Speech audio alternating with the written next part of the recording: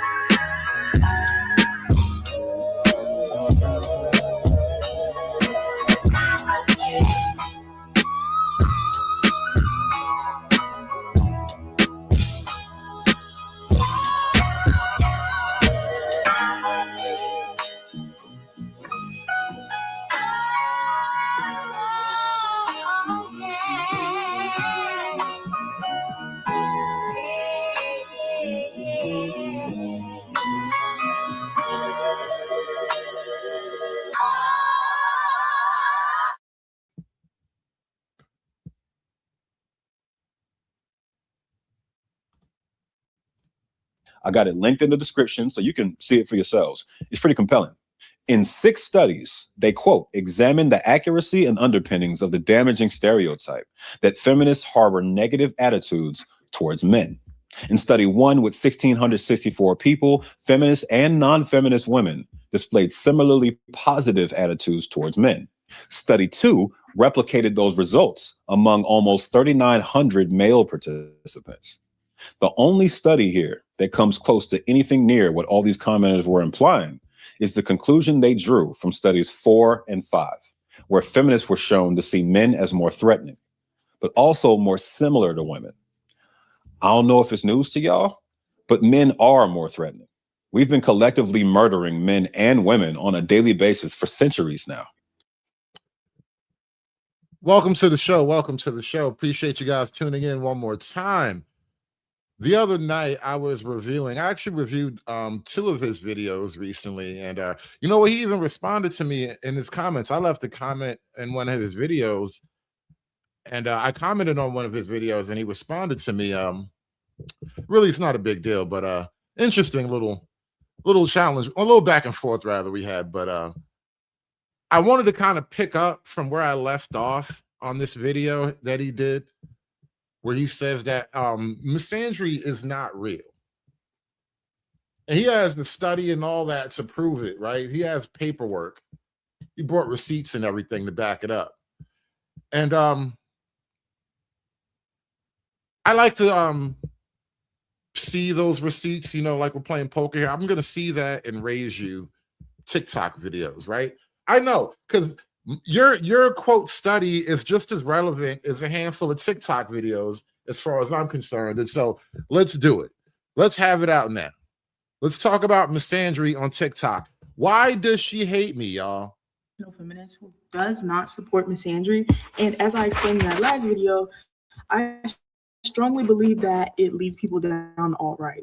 And I know a lot of people aren't going to agree with me, but and you know, one thing really as we get into this, and I watched a lot of these videos today, and I was pulling up a lot of content for the show, and I noticed the kind of theme of all the chicks who do hate men. The only time I really hear women say that misandry is bad is because it's bad for women. They literally say misandry is bad because it hurts women, y'all. it is something that I would like to discuss. So I hope and pray that you stick around and listen to this full video so that you can understand my points and comment your points as well, because it is a conversation that I want to have. First, I want to address the tone policing part of this comment, because it's something that I've had directed at me a lot, especially whenever I talk about these alt-right groups that were formed around societal issues. Whenever I talked about the Hoteps and Dr. Umar, they said the same thing. Whenever I talked about the origins of Sulan and his xenophobia, they said the same thing as well. So that was really a red flag to see y'all using similar language, but also because I think most people don't really understand what tone policing is, or they don't understand what I'm saying. I am not saying that somebody cannot be angry in response to oppression. You have a right to feel angry about the injustice you've experienced. However, you should be conscious about the way that you're channeling your anger. Whenever you use your frustration to build an identity, community, or space based around hating a specific group of people, that is how things start to get murky, and that is how you start to become vulnerable to the alt-right. Every group within the alt-right space, including the ones that were not developed around societal issues, are all based in some type of hatred or apathy for a specific group of people. Also, misandry has become an alt-right pipeline because it operates within this realm of cyberfeminism, and it's very hard to have nuanced conversations on the internet, but the internet is where misandrous communities thrive. And so they don't draw these clear boundaries that stop people from falling down that pipeline. And what I mean by that is whenever you Google misandry, the definition that you get is prejudice against men, which surface level seems fine. But then when you think about it, it's like, okay, white women also make up these misandry spaces. And there are also a lot of different types of men. There are Black men, men of color, queer men, trans men. So if these cyber feminist spaces are not very nuanced, and they're not drawing these very clear boundaries, there's no way to stop white women's misandry, their prejudice against men, to turning into anti-Blackness against Black men. And there's no way to stop. Okay. Misandry is bad because it might lead to racism. I didn't even see that one coming. I hadn't even watched this video all the way through because it's a little bit long, but I did not even see that one coming. Misandry leads to racism. Okay, let's hear it out. Straight women or cis women's misandry from turning into homophobia against queer men or transphobia against trans men or even trans women as well. And there's also nothing stopping those misandry is bad because it could lead to some kind of phobia against trans women. Didn't I tell you? Misandry is only bad because it's bad for women, even pseudo women, even theoretical women, right? Misandry is only bad because a woman might be harmed in some type of way at some point. Essentialist ideas from flowing in. And I know it's becoming a major problem because I've seen an increasing number of videos of self-proclaimed misandrists having to clarify like bioessentialism is not good, and a misandrist who labels herself as a bioessentialist or TERF or things of that nature is not a good feminist. And the reason why they have to make this distinction is because misandry is the entry point that takes people into those ideas, but they never let go of that misandrist label because to them, it's just an extension of all those other ideas. And so even though not everybody within the misandrist space is a TERF or is a bioessentialist or is anti-Black, a lot of people within the space are.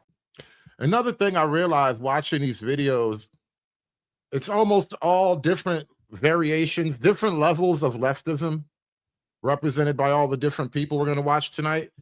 And one thing I realized is that misandry is kind of causing problems within the ecosystem of the left-wing environment because, like she just said, you know, trans men are men. How can you hate men and hate trans men? That makes you transphobic. It's killing the whole thing. Like they're really starting to tear themselves up and turn themselves into a pretzel over this, right? Because if you hate men and trans men are men, that means you hate trans men, and you can't hate trans men because that would make you transphobic. And we just don't do that type of thing over here. It's really kind of a mindfuck.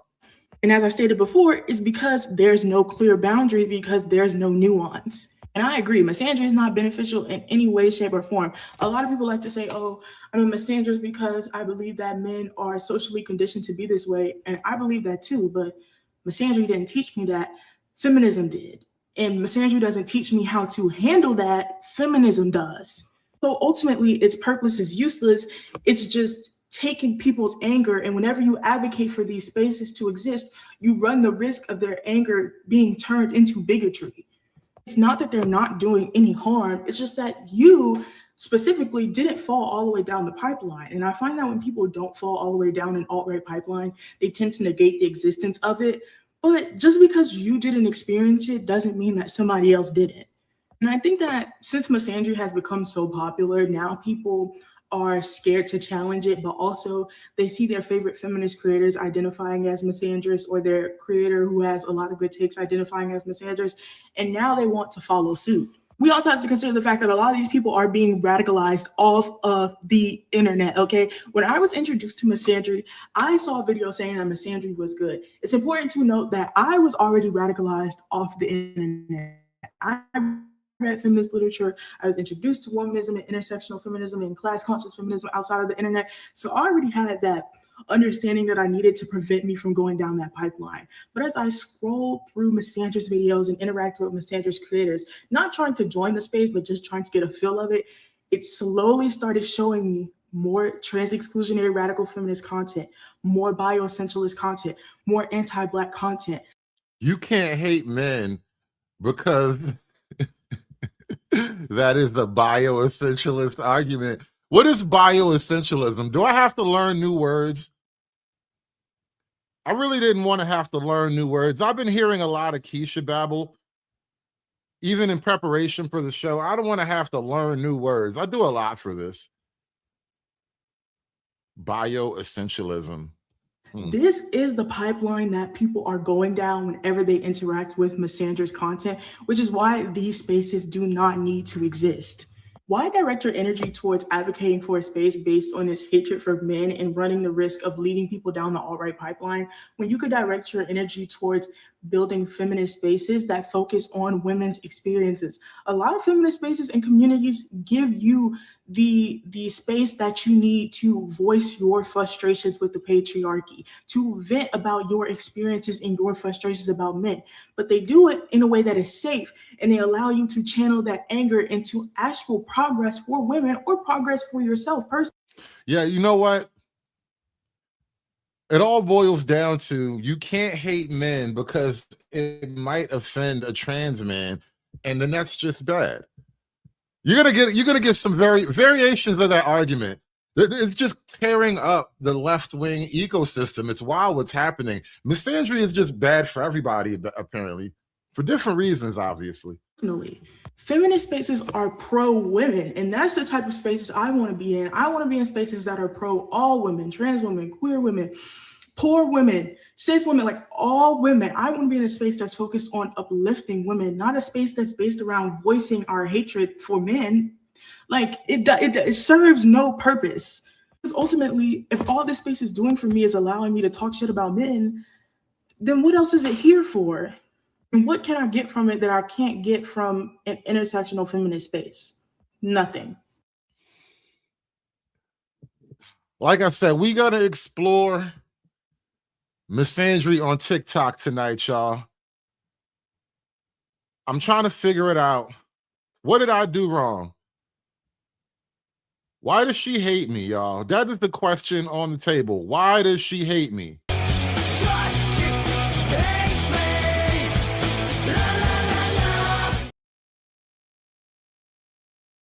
Women hate men, right? I've come to the conclusion that a lot of these women, not all, but a lot of these women are just mean, hateful, bad people. And I'm gonna tell you why. It's become extremely popular to treat men, not terrible men, just men in general, terrible. Like we're expected to do so much, be so nice to people, give princess treatment, and we're not allowed to expect prince treatment in return.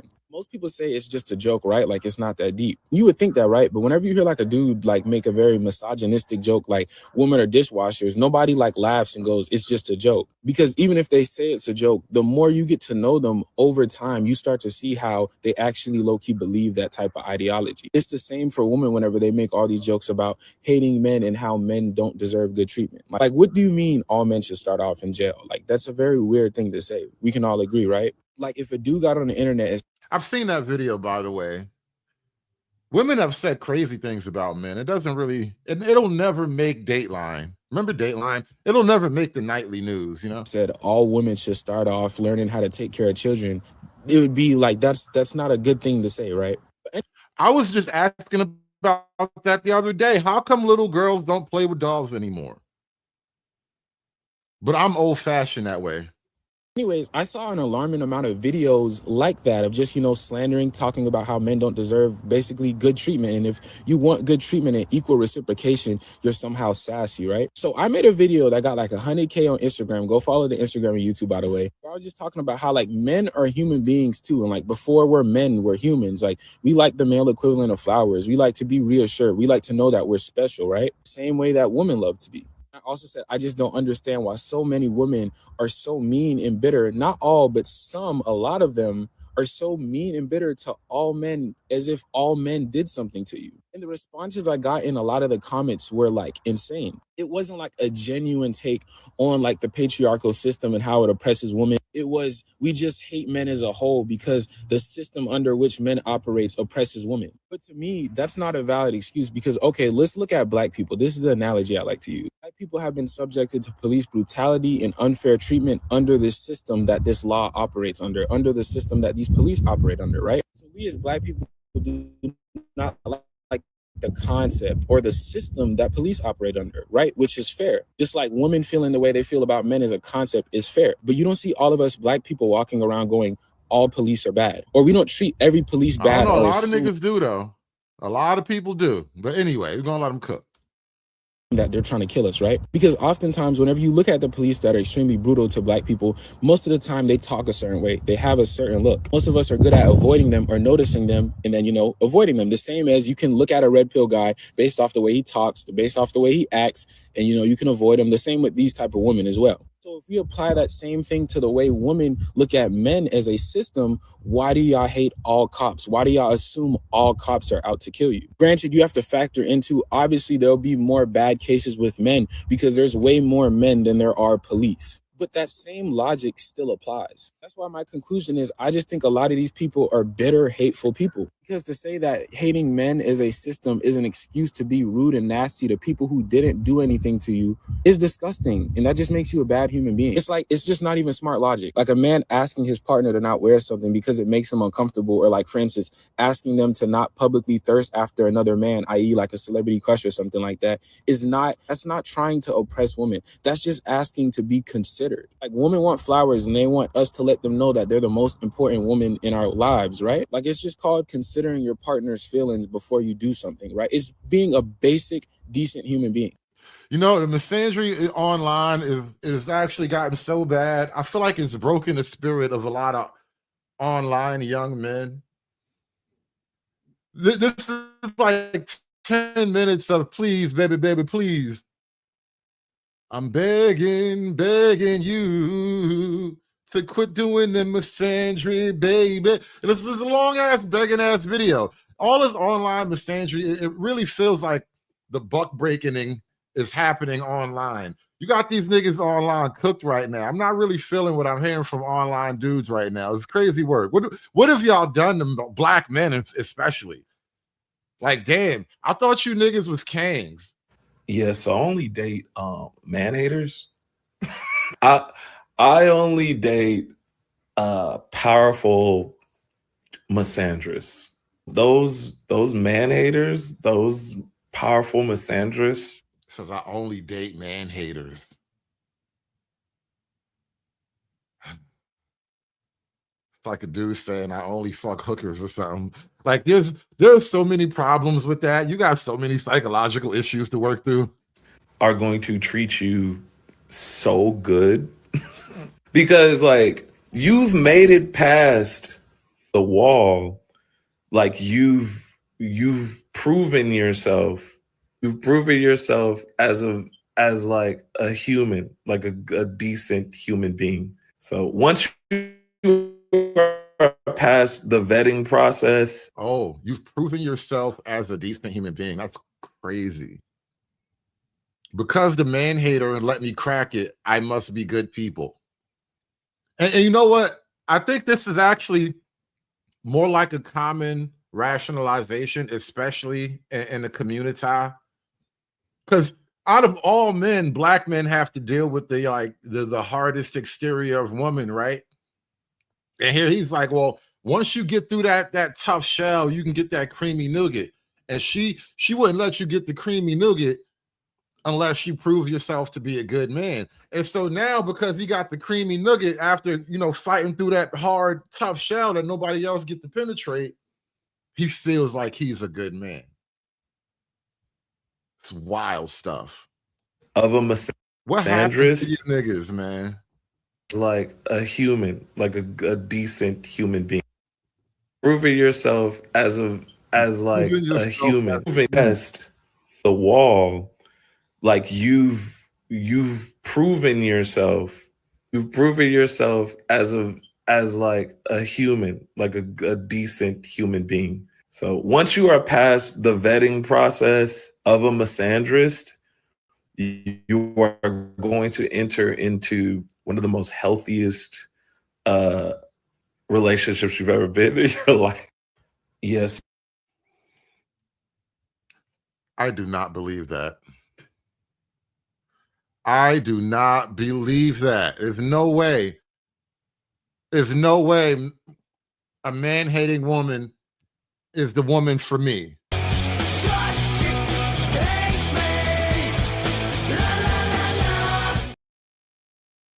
Woman, you have to have some level of cognitive dissonance. You have to really ignore the fact Unfortunately, if you want to have men in your life as a woman, you have to have some level of cognitive dissonance. You have to really ignore the fact that on some level they are all misogynistic. There is something that they're willing to let slide that is misogynistic. And if everybody, including women, has some level of misogyny in them, you're very deluded to think that the men in your life don't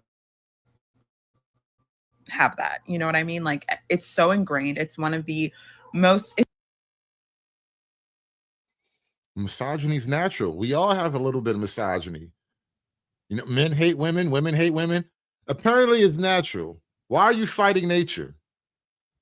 It's the most, I would say, the most normalized form of oppression because it specifically affects women and girls. And so, of course, people are going to look at it very differently. And it's also a form of oppression that is so hard to kind of point out in social interaction sometimes because we live and cohabitate so closely with our oppressors. There's no sort of bird's eye view of it. It's just so close that it's hard to see it, if that makes sense. But if you ask enough questions, if you sit in on enough conversations, if you overhear their conversations, things like that, you're going to see that it's all of them. And I hate that there's so much cognitive dissonance that is required in order to sustain those relationships. Or you have to, it's not that deep your way into having relationships with them. And it's even more depressing when you decide that you no longer want to do that. I no longer want to ignore hearing you listen to music where he's referring to women as bitches and talking about us like we're fucking objects, and knowing that in real life, all of the men that you like artistically are just happen to be men that abuse women in real life.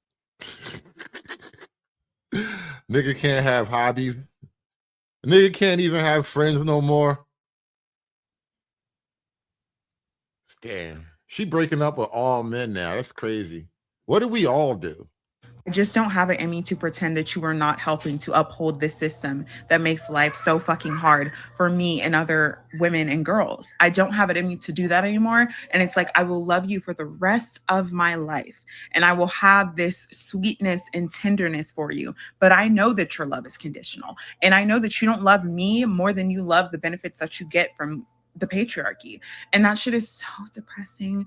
And I will make a million videos about it probably because it's something that's been weighing so heavily on me, because there are men that I love in my life, despite what some videos will make it seem like. There are men that I love in my life, like my brothers and cousins and all of that. But it's like, I don't have it in me to pretend that they are not part of the problem anymore. And they're respectful and they never say anything nasty to me. But it's just like those. Damn, you love them, but you hate them because they're men. How do you community with that? A lot of you niggas are trying to community with this right here, and I don't know how you do that. Little things, it's like once you notice, it is impossible to unnotice it. And it is just so much easier to stay in that denial space, because once you start to realize just the little teeny tiny ways that it shows up, it's like, I no longer want to know you. I no longer want you in my proximity. I want low contact because it's so fucking disgusting, but it's also devastating, especially when you grow up with them. But it's like, I can't do it anymore. You don't do anything to help release women from these cages. You hate men with a little baby in the background. I bet you most of these man haters are lonely single moms too. You started hating men a lot more after you became a single mom. I almost guarantee it. Like 95% of the time, that's the pattern. You don't do anything. You claim that you love women so much. You want to spend the rest of your life with women, but you do nothing. You do nothing to make things better for us. You do nothing. It's so annoying. They don't even do the bare fucking minimum. And it's like, you know that women would do so much more if men were in that position. We would do so much more if even for a second they were in a position where they were at a disadvantage. Unfortunately, if you want to have men in your life.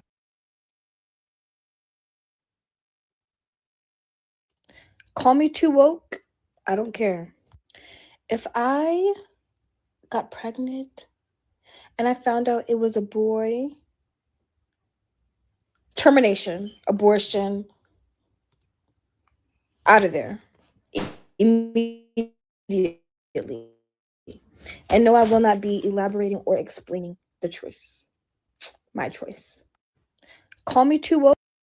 On Instagram commented on one of my videos and said, what if my future husband saw my social media. And the men are lonely enough, because why would your waterhead ass think that I am here only to exist for somebody's loser ass son? I just want to be abundantly clear. I see the average man as a waste of life. Like, I genuinely wonder, why is he still breathing? And you think I'm going to water down all of these wonderfulness so I can be picked by someone's loser ass son, when in reality he probably has more value had his daddy nutted in a sock and not his stupid ass mother? I know back in the 80s women were like pining for husbands, but baby, you got to catch up. It's 2026. We don't give a fuck about y'all. Want to know goddamn husband? You know what I want? I want to live in a mansion with my best friend where she has the east wing and I have the west wing, bitch. And we meet in the middle to cook dinner together. She want to live in a mansion with her best friend. They meet in the middle and cook dinner. Talk about I know back in the 80s women were like pining for husbands, but baby, you got to catch up. It's 2026. We don't give a fuck about y'all. Want to know goddamn husband? You know what I want? I want to live in a mansion with my best friend where she has the east wing and I have the west wing, bitch. And we meet in the middle to cook dinner together. That's what I want, bitch. If it's not clear, I am in fact a misandrist, and I quite frankly think and know that I am better than any loser man. So no, I don't give a fuck about no future husband.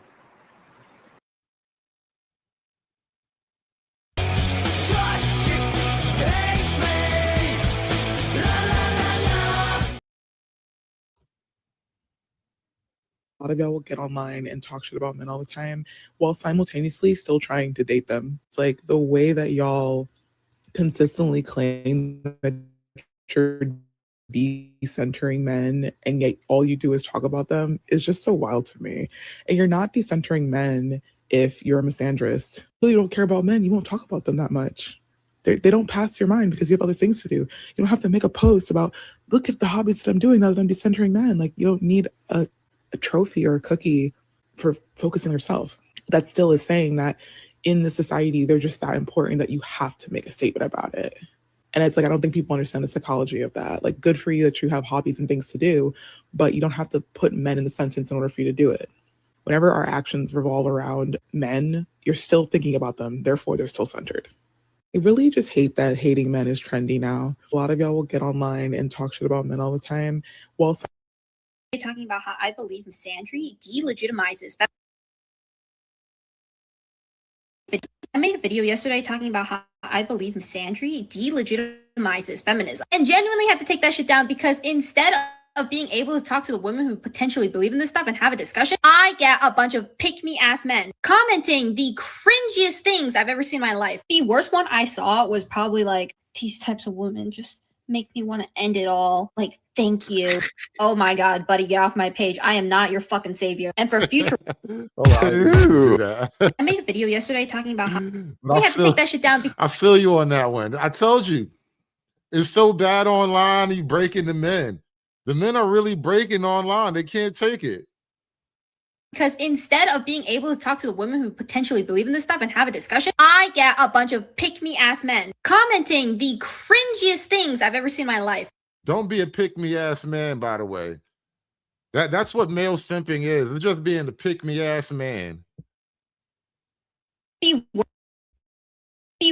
worst one I saw was probably like, these types of women just make me want to end it all. Like, thank you. Oh my God, buddy, get off my page. I am not your fucking savior. And for future reference, if any guy wants to comment, oh my God, thank you so much. Like, we gotta protect this one. How can we get you to 2 million followers? I'm sorry, I just don't trust it, all right? You seem like a wolf in sheep's clothing. I just, like, if I make a take that's... Even the women who hate misandry hate men. How do we even get here? The bitches that hate misandry hate men. Like, make that make sense. Somebody work that out for me. Anybody got like a pen and a piece of paper? Anybody got like some crayons or something? I need to do this math on a piece of paper. How do the women that hate misandry still hate men? How do it equivalate? I I just don't trust it. All right. You seem like a wolf in sheep's clothing. I just like, if I make a take that's slightly left field of what you actually believe in, oh my God, like she's a Floyd, like fucking rape threats. There are some people who are legitimately interacting with my take, but then like the rest of them were just like, I don't even know, 360 on my dick, bro. But to be fair, it's not like this is a only men issue. Like the dick riding goes so hard on any kind of hot take type of content. Like women will say shit like, hey, look, stop dick riding every woman who says something nice about boys. That's not my advice. That's this little Asian chick's advice, right? And she's smart. Look at her. She's Asian. oh, this one can have a podcast. Ah! Oh my God, bro. Hop off the dick. Genuinely. I made a video yesterday. Stay off her little tiny Asian dick. I just had to do that. All right. Being a misandrist and having to explain to men why I still actively date and fuck men is really fucking annoying, given that you guys have a married type and you guys have a crack type. You know, bitch, you understand me very well. And this is the most elusive form of misandrist. Of all the different variations, the misandrist who still openly hunts and preys on men, they're the ones that are difficult to spot, because sometimes they hide it because their desire for the hunt, it forces them to camouflage, and then you don't always know. And then you become one of those other niggas like in the beginning. He says, I only date women who hate men. He been preyed on. That nigga a victim. Are fully aware of what the fuck I got going on here. We share the same neural pathways. No, I'm not very fond of the species. I'm not. But can they sometimes get me aroused? That's different. You understand. You ever question whether or not women are just good people in general? Sometimes I lose faith.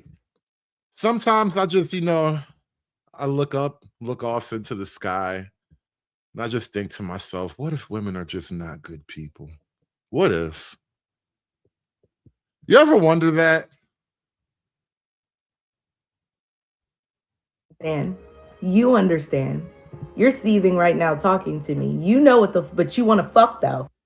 Being a misandrist and having to explain video. Men are afraid women will laugh at them. This is a perfect way to sum up my entire video. Men are afraid women will laugh at them. Women are afraid men will kill them. And this is why, even though I agreed with so much of what she said in that video, and we have to be mindful of the misandry that some women content creators are spewing on this app and giving relationship or dating advice that is not helpful to women, we need to be very mindful to not call it red pill content for women, because that type of content will never have the same consequences for men as actual red pill and incel content will and does have for girls. Are we calling misandry red pill content for women? That's what they think red pill content is. It's just hibbity hip ha, I hate women, hibbity hip ha. Like, and then girls want to get on their like podcast and say, ew, I hate men too, ew, yuck boys. Is that what they think it is? It's just red pill for girls? Is that what women? Because that type of content will never have the same consequences for men as actual red pill and incel content will and does have for girls and women on a global scale. The impact is not the same. And also, it is coming from two different places. While I absolutely think it's important to talk about the extreme amount of misandry that is occurring on this app and the ways in which it is actively harming women, especially women who are seeking to have partnerships and relationships with men, how we frame it and what we call that content is absolutely important. Misandry hurts men's feelings. Misogyny kills women. And to act. Aw, my damn feelings. She thought about my damn feelings. Aw, isn't that nice? I appreciate her thinking about my damn feelings. But I want to address this simping allegation. Do I simp for black women? Yes. I love black women. I don't like y'all niggas. This is an easy decision to make. Sorry. Especially women who are seeking to have partnerships and relationships with men, how we frame it and what we call that content is absolutely important. Misandry hurts men's feelings. Misogyny kills women. And to act as if the type of content is the exact same, it's disingenuous and missing a lot of nuance and context at best. And it is absolutely dangerous and willfully ignorant at worst. That being said, I do agree with what Baby Girl said in a lot of her video and definitely think it is worth talking about. Yeah, yes, God of the Sea, you have feelings. Didn't you know? You have feelings, bro. A girl told me that.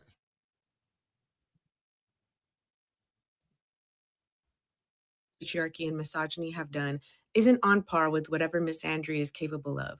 However, a lot of TikTok feminists who are so-called misandrists push boys and men away from feminism and make it look like a men-hating gang instead of being known for its real purpose. Many guys my age genuinely think feminists are just men-hating women. Isn't that counterproductive? I would love to know your opinion on this. I don't know how old you are. I'm not going to assume, but I'm going to start out by saying that anytime there has been a movement to dismantle a system of oppression, there has always been a dominant group that seeks to discredit that movement. Now you got to remember, men are we're the bad people. We oppress the women, and therefore we deserve endless suffering until we die. The man-hating feminist trope, the angry feminist trope, the feminists are angry man-hating lesbians trope, the spinster trope, the crazy cat lady feminist trope, these have all existed far before the creation of TikTok. And I'm sure that they will continue to exist even after the death of TikTok, because again, anybody that is in power will always seek to discredit the feelings of people that are trying to dismantle a system of power. It's the same exact reason why All Lives Matter or Blue Lives Matter started. It's the same reason why straight people were like, we should have straight pride. Because people that benefit from systems of power do not like to see people try to hold them accountable. That's first and foremost. Second of all, I want to remind everybody, and I say this not being condescending in any way, there is a real life, a real world outside of TikTok, outside of the internet. These algorithms that are designed to keep you in an echo chamber, these algorithms that are designed to push inflammatory content. I would love for there to be one of those debates. You know how like Jubilee or one of these shows where they put a bunch of people in a chair and it's one guy debating them all. Like, I need somebody to prove when black men ever oppressed black women, especially in America. I mean, you could even take it to Africa, but I just need somebody to debate that for me in public. When have black men oppressed black women? Because you just throw this oppression blanket around and cover all men with it. And I don't think all men really took part in the oppression. To people and keep them in the cycle of anger, right? These are not representative of real life. They're not. A lot of people failed to realize that while I was sharing my personal reflections in my previous video, that was everything I've learned from the feminists before me, right? There are women in real life that are doing the work, that have actively been in real life trying to change the world, trying to change the system that we exist in. Anything that I have deconstructed regarding gender, I can attribute to the work of queer people, of women. If I'm being very honest with you, this part that I'm about to talk about, this part actually makes me really mad. I do not like that everybody is forgetting Women did not make this system of gendered subjugation. Men did. And I know you said at the beginning of the comment, I get why women would hate men and the damage patriarchy and misogyny have done. You're saying that you don't understand.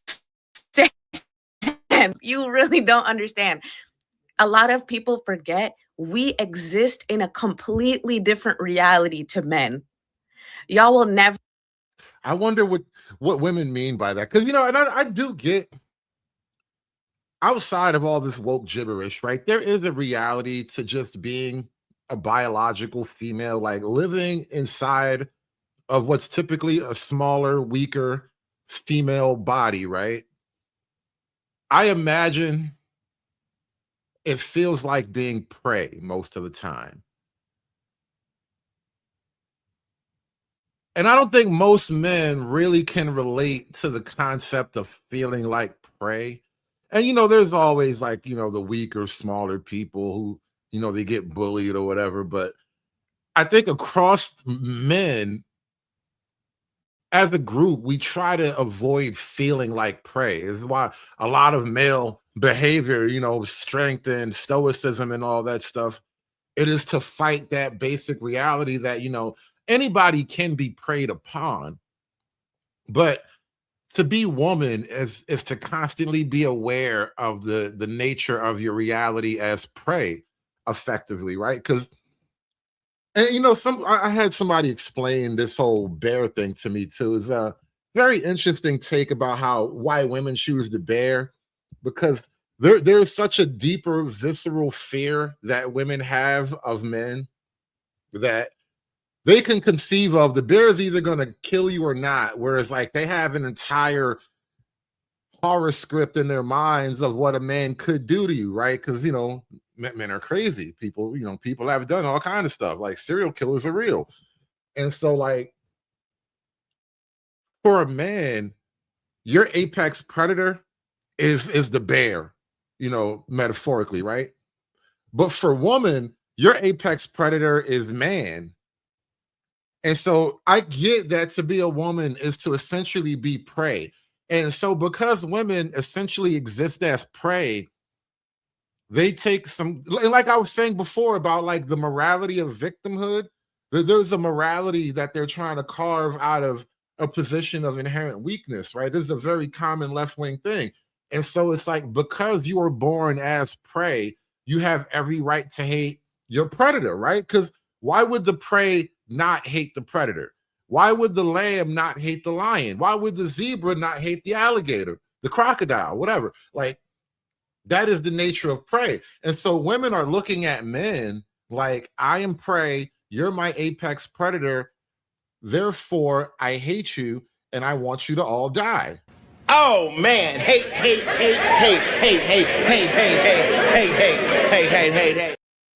Never understand the level of violence, the level of fear, the level of danger that we are perpetually in. Okay. And so because you cannot understand that, a lot of people think these women coming online that are making inflammatory content like, oh, like, but like, why are they doing that? It's hurting their cause. I need everybody to hear me when I say this. The level of patience that I have now, the level of understanding that I have, the level of introspection that I have at my age now of 26, that has come with time. That has come. The big ripe age of 26. Oh man, I wish I could be 26 and stupid again.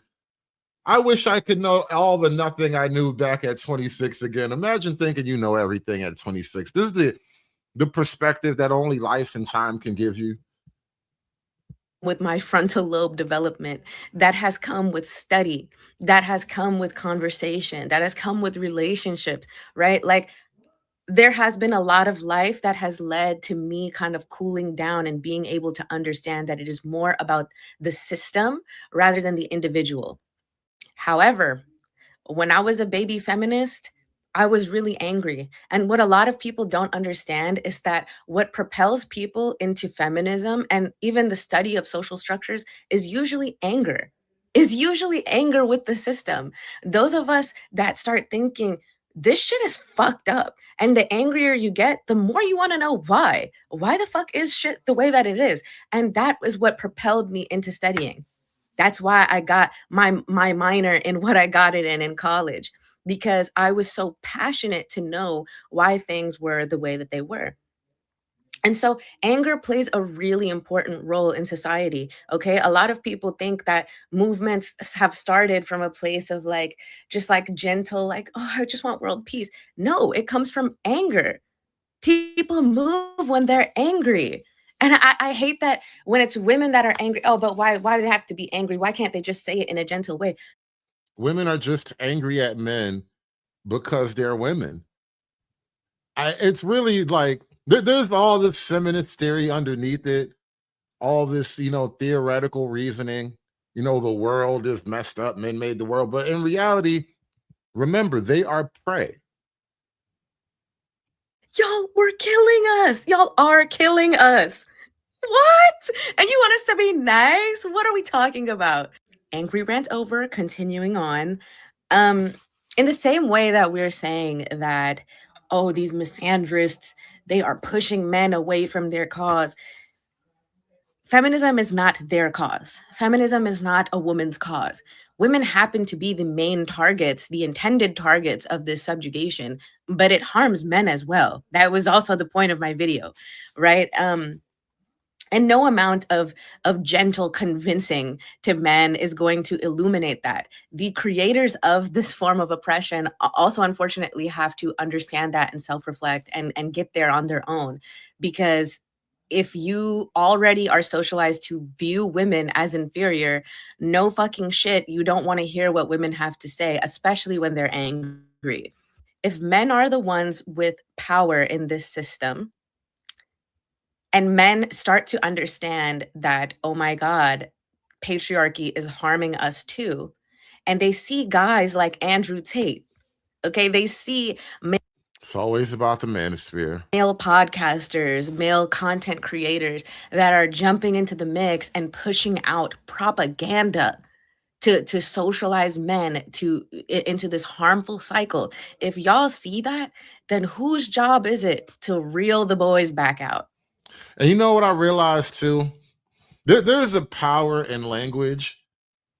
I think you have to start co-opting some of the left-wing terms. Like men, this is very counterintuitive. Men are going to have to start claiming a little bit of victimhood in the sense of like saying that your feminist attitude is harmful toward me. Your misandry actually does harm me. I am harmed, okay? I am aggrieved. You are a part of this powerful, oppressive system that operates behind the scenes to harm men collectively. We have to turn the tide. We have to take the knife and use it against them. That's what I was saying earlier. It makes me angry when I hear you guys say this, because women did not create this system of subjugation, and yet all of the response. Yes, you did. Every oppressive man was birthed by a woman. Why do women keep giving birth to oppressive men? I blame women, frankly. You have to really turn it around. It is so easy, but you can think about more effective ways to do it. But really, just start taking the language from them. Responsibility of undoing that harm for some reason falls onto us. And then when there are women that say that they're feminists and also misandrists and yada yada yada, everybody wants me to spend my time criticizing them. They are not the ones with power in their hands. I'm less interested in what they're doing. I'm more interested with the people in power, the people that have, you know, more sway on a male audience. I want them to do something about it. The patriarchy's creation and maintenance depends on the participation of men. It rewards men for participating. When men start to unpack the system, when they start to deconstruct gender and self-reflect, what do men say? They say, oh, you're gay. That's true. That's true. Stop unpacking around here. That's gay. Men don't do that. Oh, you're a simp. Oh, Men do that to other men. Women are not pushing men away from feminism. Men are already pushing men away from feminism because that is what the patriarchy intends to do. The patriarchy intends to survive and thrive at any cost. And those of you that are like choosing to put the blame onto women, we didn't set this up. We didn't set it up. Anyways, I hope that my video illuminated something for you. And if it didn't, I hope that you can reflect a bit more. I get why.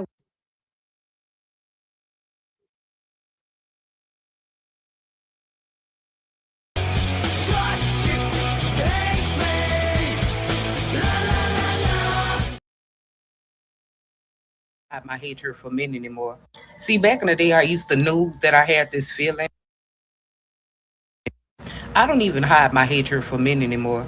See, back in the day, I used to know that I had this feeling inside of me, but I didn't know how to express it. I didn't want to talk about it. I didn't want to say anything that would get me canceled or get me having people being mad at me, or because I kind of know that like hatred for anybody is not good for your soul. So I always tried to cover it up and call it other things or like excusing and stuff like that. But baby, I ain't doing that no more. When I meet a guy, I tell him straight up from the jump, I do not like guys. But more specifically, I hate guys. I am a misandrist, and I stand 10 toes down on it, and I say it with my chest now. But you still meeting guys though, and guys still be trying to go. Wild. I said I didn't always say it with my chest because I was a little bit too scared. But it then got to the point where it's just like, no, I'm not scared of anything. I'm not scared of being canceled. I'm not scared of people being mad at me. I'm not scared of the men being in my comments. I don't care. But I do want to get one thing straight. My hatred for men is not the same type of hatred that like racists have, like the way that a white person would feel about a black person. Like if you just see a black person out just in public minding their own business and you just see a black person and you're like, oh, like your face is turning red and your face is scrunching up because you just hate those black people, you know. I don't feel that way. I don't see a man like out in the wild and be like, oh, he's a man. You know, I don't feel like that. I do feel like that when a man tries to insert himself in my life or in my space in any type of way. That's when I get that, nigga, you know, that's when I get that rage feeling. But no, I don't just like see men out in the wild, be like, oh my God, I hate y'all so much. You know what I mean? My brain don't operate like that. But let you try to talk to me, let you try to, you know, whether it's online, in person or whatever, if you try to talk to me, then that's when my anger fuels, you know. But outside of that, yeah, like I said, I used to be so scared to just talk. So you don't hate men until the men attempt to talk to you. And you probably some big bone, light-skinned chick in Louisiana. These thirsty ass country niggas be trying to talk to you all the time, don't they? Look at this face over here. Like, I know you niggas be chasing that down, and she hates men. And you niggas be just throwing it, you be throwing yourselves at her. Shameful.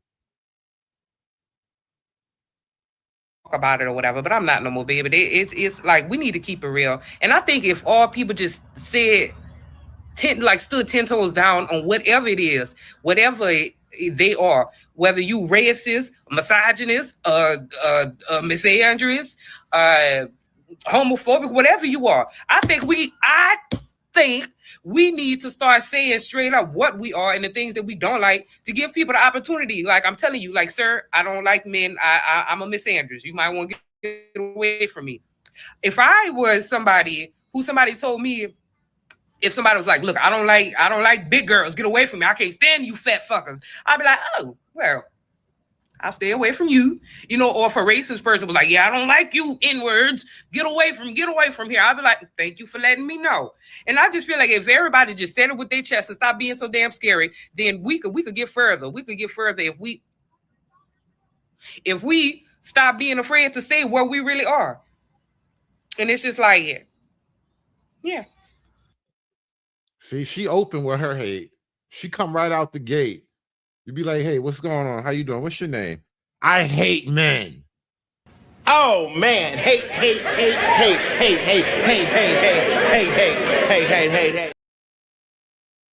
I just want to be clear, like, I don't hate men. Yes, I am a misandrist, but I'm a misandrist in the sense where I see men for what they are. I know exactly what the playing field is, and I don't put men on a pedestal. I think that if you're a woman who is attracted to men, which I am unfortunately, but to a very specific kind of man, I do understand the value. Oh, so she's attracted to men, but she hates men. So she only hates the men that she's not attracted to. That just kind of makes her like a regular girl, doesn't it, though? Isn't that like most women, kind of? Of being with a man, but it will never be above my own value. And I just wish that had I been told this, and had this been something that was sort of ingrained in me growing up, I would not have put myself in these humiliating situations with men. I think this is just me. This is just me. And you guys can tell me, confirm it from your own life experience. Girls with neck tattoos like to play the choking game. I listen, I'm just making an observation based on field research and study. All right. I'm leaning on the data right now. And I'm just saying that I think girls with neck tattoos like to play the choking game. Like, my entire dating history with men was a complete humiliation ritual. The amount of disrespect, the amount of abuse, the amount of just complete dehumanization that I experienced at the hands of men is something that I will never forget. But I can't blame myself. I'm being completely kind to myself. I was raised to be this way. I was stuck in that mentality. And if I have children and if I have daughters and sons, I really want to raise them in a completely different narrative that is completely outside of this whole idea that men are more valuable than women. I would be devastated if I had a daughter or a son that ended up male-centered. Like, that would be, I would have failed. I failed as a mother if I ever ended up raising that. So I don't hate men. I don't. I just don't worship them. And I just want to be clear, like, I don't hate men. Yes.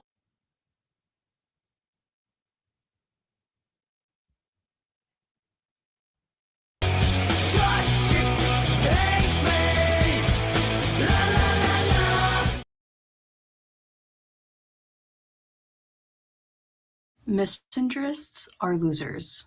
Although misandry doesn't hold the same systemic institutional power that misogyny does, it still engages and perpetuates harmful gender essentialist rhetoric. And that harmful gender essentialist rhetoric still inadvertently upholds male supremacy while harming women. Any belief system where hatred, prejudice, and the upholding of harmful stereotypes are the core and central principles and values of it should be shamed and discouraged. Engaging in absolutisms directed at any particular demographic will always be nonsensical. And whether misandrists would like to acknowledge the truth or just live in this blissful state of cognitive dissonance that they operate in, they are still actively upholding the same male supremacy ideology that they're claiming that they're trying to dismantle. They actively uphold these very oppressive systems that they're claiming to fight against. They've rebranded the idea of boys will be boys and are so reductive to the advancement of womanhood. They unknowingly create preemptive. Wait. Is she telling me that misandry is bad because it hurts women? Losers. That's what I'm hearing. Misandry is bad because it hurts women or some shit. They operate in. They are still actively upholding the same male supremacy ideology that they're claiming that they're trying to dismantle. They actively uphold these very oppressive systems that they're claiming to fight against. They've rebranded the idea of boys will be boys and are so reductive to the advancement of womanhood. They unknowingly create preemptive justifications and excuse for men who choose to engage in shitty behavior, for men who choose to engage in dangerous, abusive, misogynistic practices. Because according to misandrists, these men are wired that way. It's not an active choice. This is how they're born. They are inherently evil. All men are evil because that's all how they're inherently wired. So why should they change? Accountability who, right? And if all men are inherently evil, and if all men cheat, and if all men are abusive, then why should we as women expect them to change their behavior? That's just who they are. That's how they're wired, right? That is that harmful gender essentialist talking point I am discussing. Women should never expect men to give up control on power and wealth and control over social resources, because why would they? Men aren't wired to be compassionate, caring, or protective. That's how women are wired. Men aren't wired to be loving and kind and sympathetic or to have empathy. No, that's reserved for women and women only. So why should we ever expect men to change? This is that upholding of male supremacy that misandrists engage in, whether they recognize it or not. They also usually have this pseudo-spiritual... Even hating men is upholding male supremacy. Damn, a bitch can't do nothing right.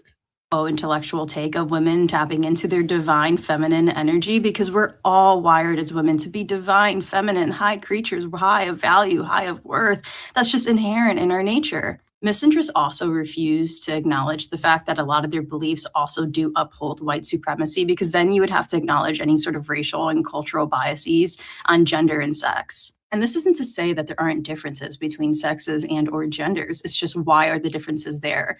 Misandrists believe that it's inherent, it's biological. That's what gender essentialism is all about. When the reality is these are socially ingrained. And there's that word, gender essentialism.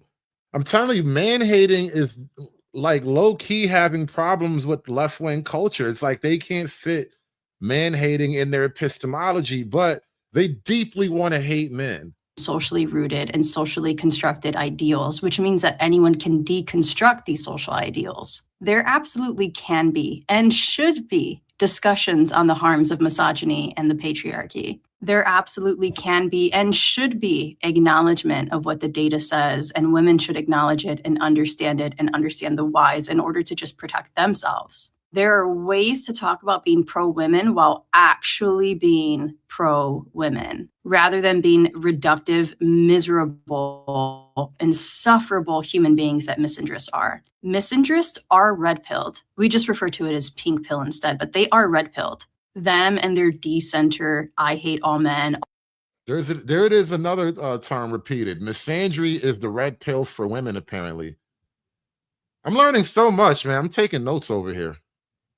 All men are evil content, yet if you look at their page, one, you see they're always miserable, they're always angry. But two, a majority of the topics that they talk about and the conversations and the subjects at the center of it are men. They are always discussing men. They offer no solutions to women that are rooted in reality or even viable. They don't actually advocate for the progression of women or the advancement of womanhood. Their focus is on dismantling men, not the patriarchy, not misogyny. Their focus is dismantling men. And like it or not, if we want to dismantle the patriarchy and if we want to dismantle misogyny, men need to be involved in the process. Now, if their beliefs were solely focused on dismantling men and that was the only outcome that happened from this content they push, I wouldn't feel so compelled to comment on it, because at the end of the day, my content, my subject matter, my priority is the advancement of womanhood. But when their beliefs concurrently uphold male supremacy and uphold misogyny and patriarchy, when their beliefs at the end of the day are still harmful towards women, that is why I feel compelled to speak on it. It oppresses women and upholds male superiority, because that's what gender essentialism does. If all you... There it is. Misandry bad because it oppresses women. Like girls can't do nothing without being oppressed. Men hate women, they oppressed. Women hate men, they still oppressed. Like a chick just can't get out from under it. I feel bad for them sometimes. Watch is rage. If all you hear is spite, if all you hear is anger and bitterness and misery, you will start to see the world through a lens of hate and you will operate accordingly. On the contrary, if all you engage with, listen to, and watch are things that are encouraging, things that promote intellectualism, things that encourage and promote peace, love, empathy, and happiness, you will see the world through a lens of hope and you will operate accordingly. Pink pill and misandrist content, like all content rooted in hatred and rooted in anti-intellectualism, all of it will rot your heart, it will rot your brain, it will rot your soul. I advocate for intellectualism and I advocate for the advancement of womanhood. Misandrists are talking about this because it legitimately disturbs me to the point where like I sit up and ruminate on it. And I need to find a healthier habit. But the way men treat us is not fucking normal. And don't let anybody tell you that this shit is normal. It's not. It's not humane. Which one of you niggas? Which one of y'all niggas treated her bad? One of y'all niggas hurt her. One of y'all niggas hurt her feelings, and I need names. I need somebody to own up to this shit. Who did it? One of you niggas hurt this bitch feelings, and she on the internet feeling some type of way. Hoes mad, hoes mad, hoes mad, hoes mad, hoes mad, hoes mad. This is about targeting women of color in the United States of America. Don't tell me, because I didn't get a single apology. Time has expired. My life was threatened. Thank you. Hoes mad, hoes mad, hoes mad, hoes mad, hoes mad, hoes mad, hoes mad. Shout out to Bluff City with the $2. Don't they still want men to yearn? I don't think they do anymore. I don't think they care about yearning anymore, bro. I really don't, man. I'm starting to think the good women are dead and the evil bitches have risen up. Good women are dead. Evil bitches, rise up! And it's disgusting. And instead of making all of these fuck ass videos and doing all these stupid fucking podcasts and dating advice, trying to get women to hack the men in their lives so that they can train these men to be better people, instead of giving women this like fucking labyrinth map so that she can figure out how to weave into and out of a man's fucking depravity and detachment from humanity.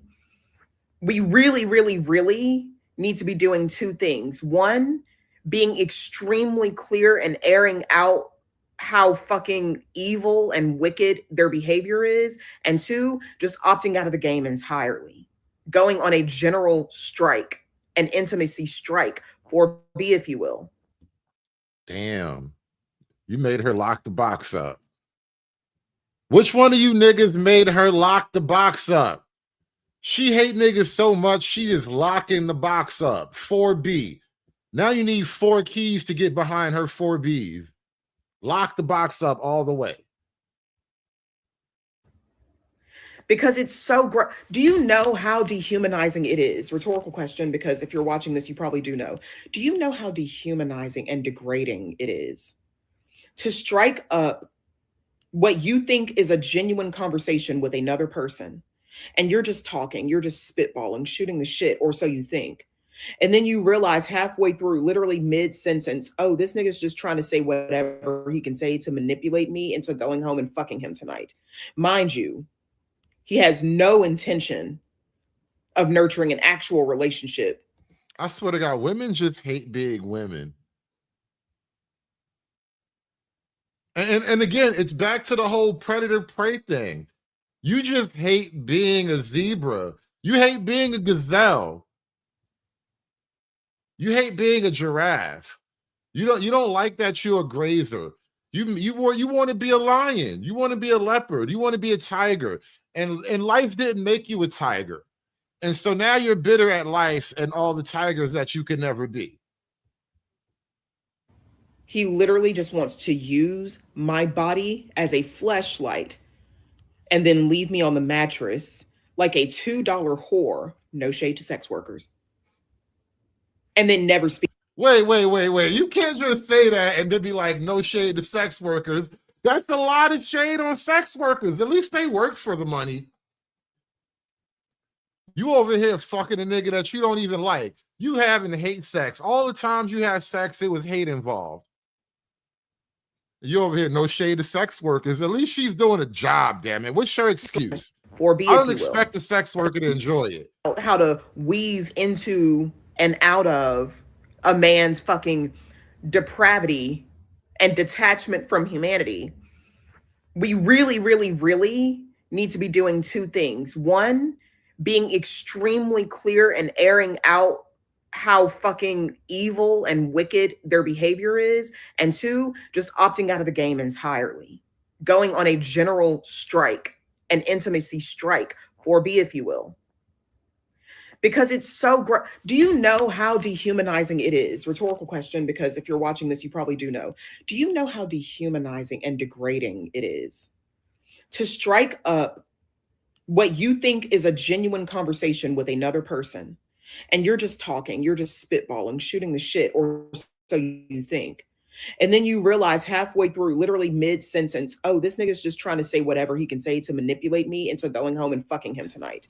Mind you.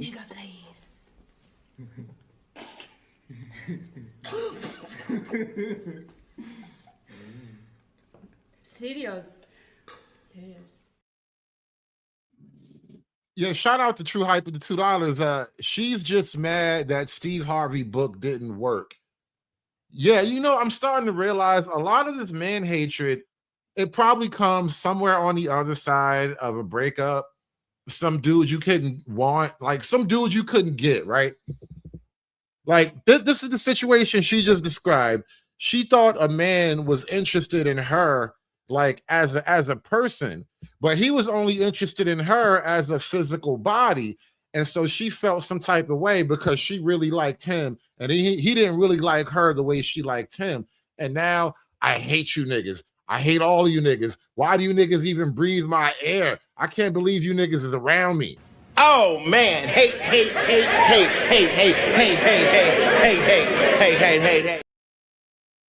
He has no intention of nurturing an actual relationship. He literally just wants to use my body as a fleshlight and then leave me on the mattress like a $2 whore, no shade to sex workers, and then never speak to me again. I don't know that the average man understands how fucking degrading that is and how disgusting and disturbing that is. Because they don't really care what you want. They don't really care whether or not you're attracted to them. Even if you're like just trying to be their friend. Oh, I can't be friends with her. I'm too attracted to her. Something might happen. What do you mean something might happen? You do realize it takes two. She has to consent to that as well, or does she not have to consent with you? There are so many instances. There's so much I could talk about as it relates to how men routinely, commonly treat women. So common to the point where it is cliche.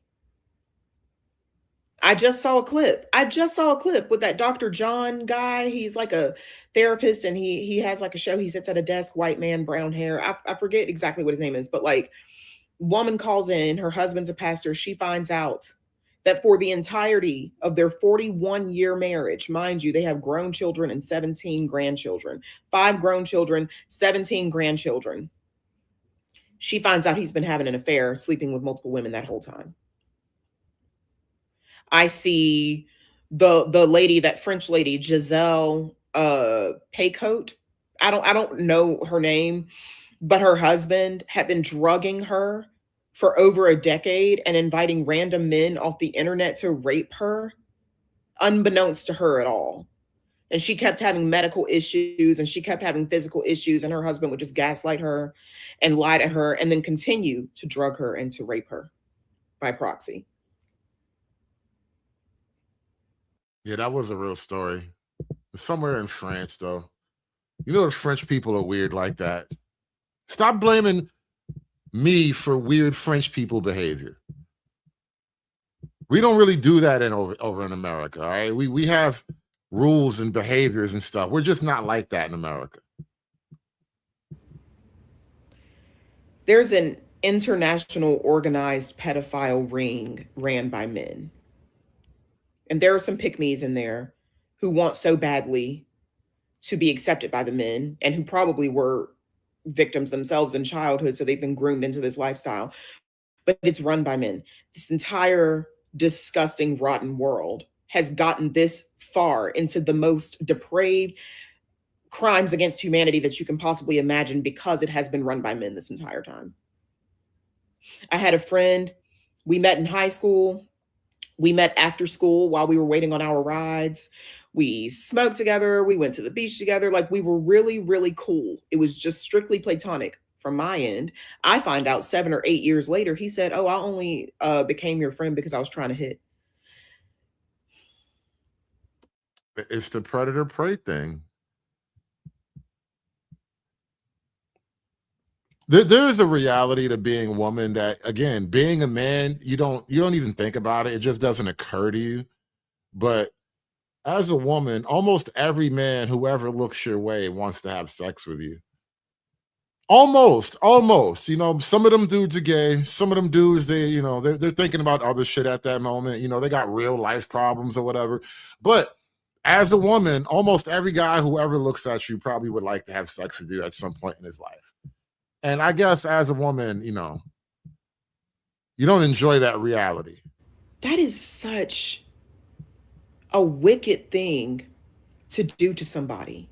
You tell me 7, 8 years into our friendship that you only became my friend because you were trying to have sex with me? Oh, well, we eventually really became friends though, but you...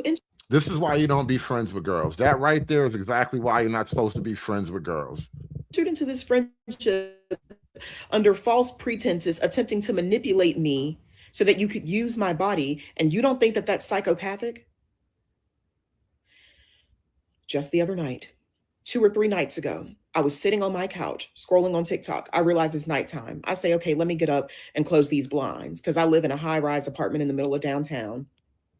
Anybody can be looking at my blinds, bitch. So it's nighttime. Let me close these blinds. As I'm closing the blinds, I see in the building behind me, which is a hotel, there is a grown ass old white man sitting bare butt ass naked in front of the window, playing with his dick while he looks in the windows of my building.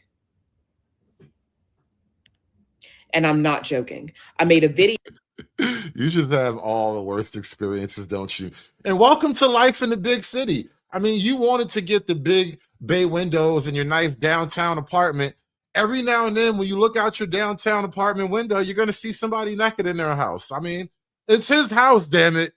Where else is he supposed to do that kind of thing? About it when it happened, and then quickly deleted the video because I was so shocked that I was laughing, and I was like, what the fuck is going on? And I felt like the video wasn't striking the correct tone because it's actually very serious how fucking animalistic and gross they are. I'm gonna drop the video here.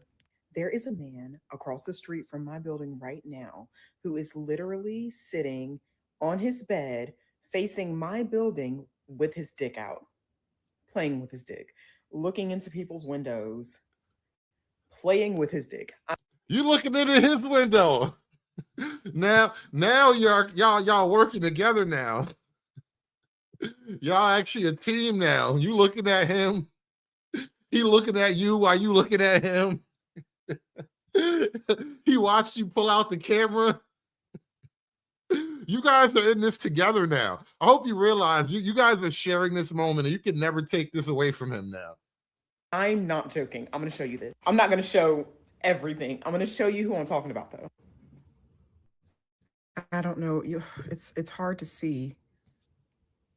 Now, look at how far away you got to be looking in a nigga window, and you happen to see one dude in there doing whatever he was doing. Who's really at fault here? Him or you? Who's really at fault here? You are clearly looking for this dude. Out of all those windows, out of all those opportunities, you happen to find him. How, Sway? There he is right there, getting up. Did you see that? I couldn't get like the details. But did you see that nasty motherfucker? This is what I'm talking about when I say that these men are twisted as fuck.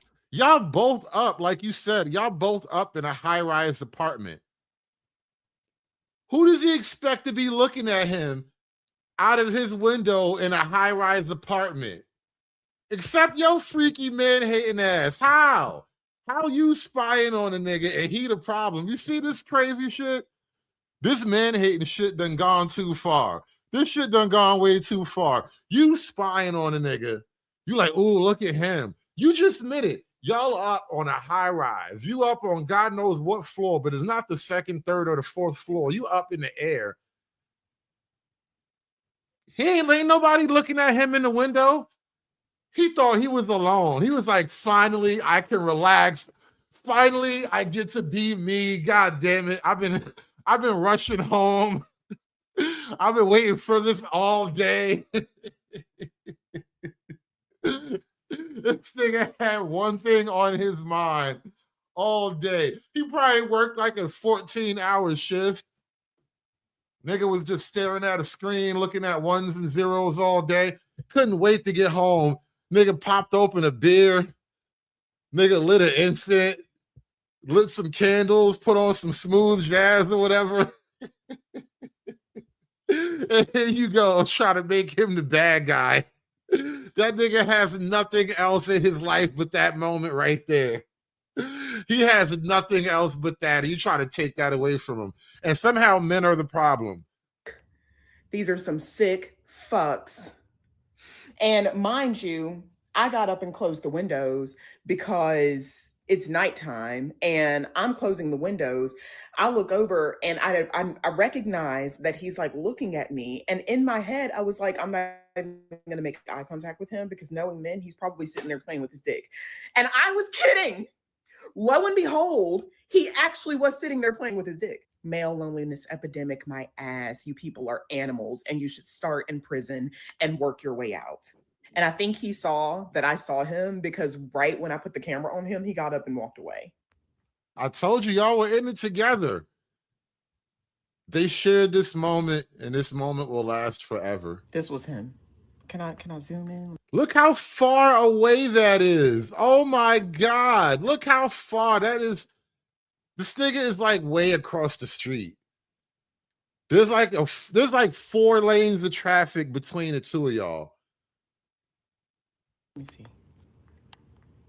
That was him. The power zoom. Look at that. You had the power zoom on this nigga. Oh my God. And he's the bad guy. Who's really spying on who now? You got the camera all in his bedroom now, trying to figure out what his life like.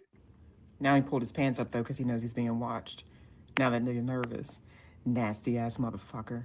This just happened. What is it, Thursday? This just happened maybe Tuesday. Yep, it happened on Tuesday. That's real, by the way. I saw his whole dick. And he's just sitting there in front of the window. And he was at it all night, mind you. I called my front So you just kept looking? You just kept coming back to watch? You called your friends to watch? desk. I told the maintenance man. I called the hotel 2 or 3 times. He just kept doing it.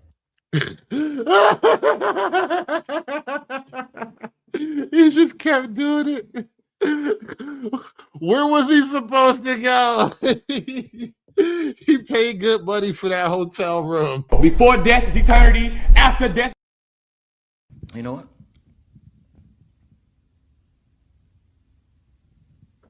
I'm not leaving. I'm not leaving. I'm not fucking leaving. Where was he gonna go? Where was he gonna go? That was his hotel room.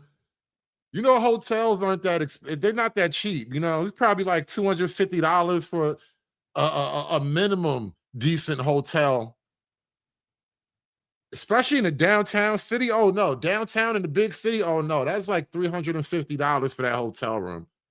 He's not leaving. I know someone. She was married to this man for over 20 years. This just happened, mind you. This just happened. She was married to this man for over 20 years. When the man is on his deathbed, she finds out that he's been cheating on her for years. She finds out after he died that he did not put her name on the house deed because he owned the house before they got married. So now she has to move out of the house that she's raised his daughter in. Damn. Their daughter, but like his daughter in. And her other kids in. Friend of mine. And I'm like, what a sick fucking thing to do. What the fuck is going on? Sound like a skill issue. You was married to him all that time. You ain't have no conversations. You ain't checked the paperwork. Skill issue. How the fuck has this been going on for so long? The way that they treat us is demonic. And I do not throw that word around lightly. This shit is fucking demonic, bro. And then these people have the nerve to try to dating coach us through this. Oh, well, this is just how men act. So if you want to get one, who wants to get one? This is disgusting behavior. My heart's beating fast because this is insane. Her heart is beating fast. She's still thinking about that guy from across the street. No. This is insane. They treat us worse than animals. Now, we're hearing about how morgues don't want to hire them because they try to fuck the bodies. How they had to take special measures, preventative measures for female mummies in ancient Egypt so that the men would not try to fuck the female mummies. One, they're a bunch of weird, creepy people, men and women. I think everybody that works in the morgue is kind of odd. It's just a personality trait that attracts that type of work. But yeah, everybody's kind of freaky, creepy. She acts like only men do strange things.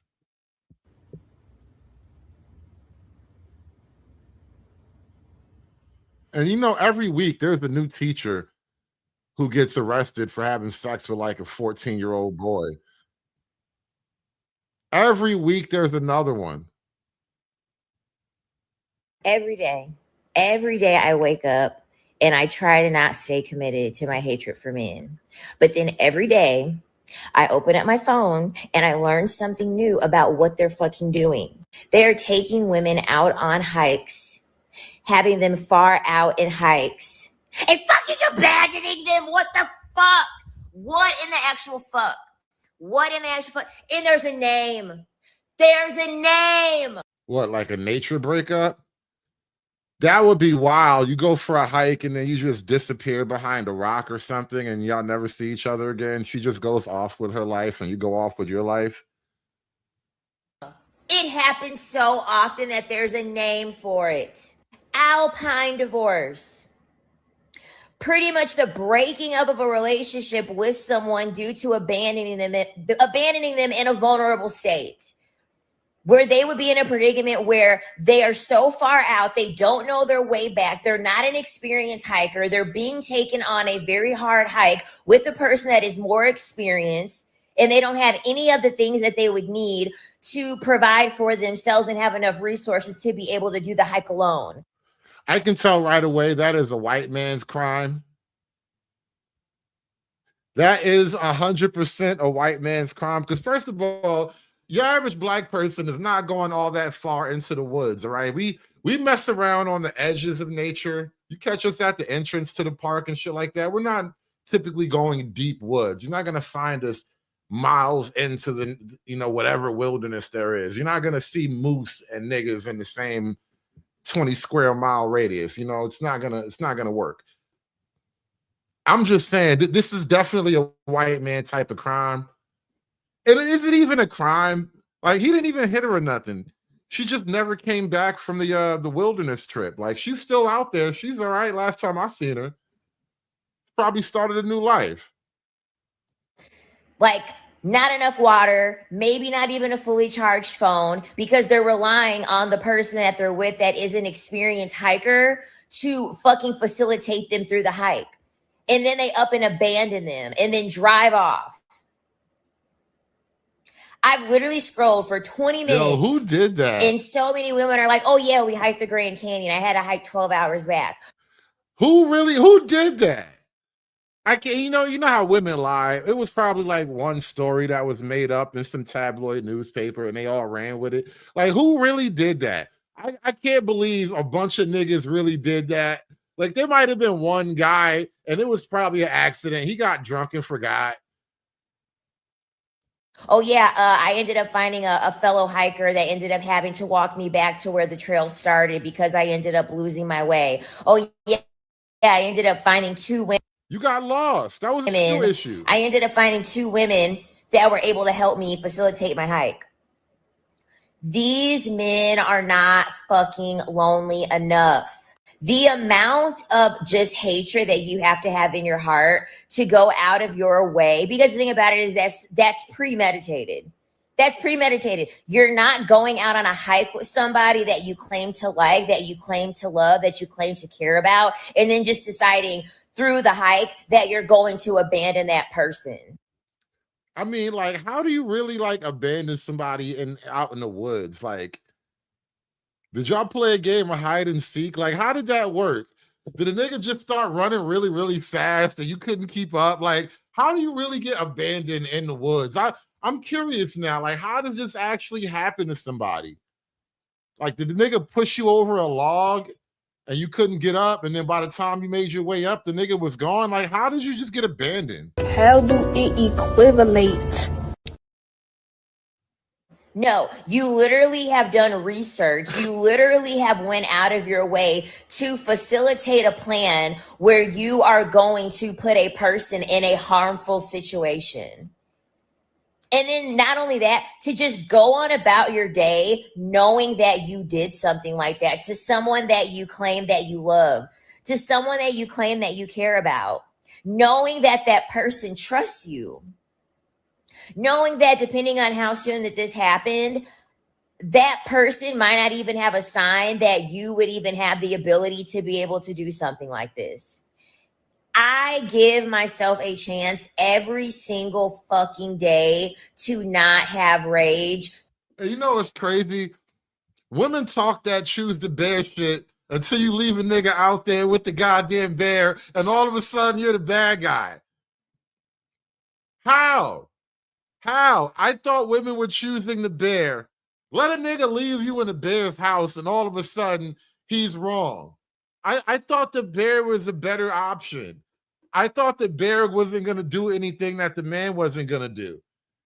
I thought you were safer with the bear. As soon as a nigga leave her in the woods where the bears are, he's like, oh my God, I hate these men. I can't believe you left her in the bear's house. She said she was comfortable there. She said she knew this bear from somewhere before.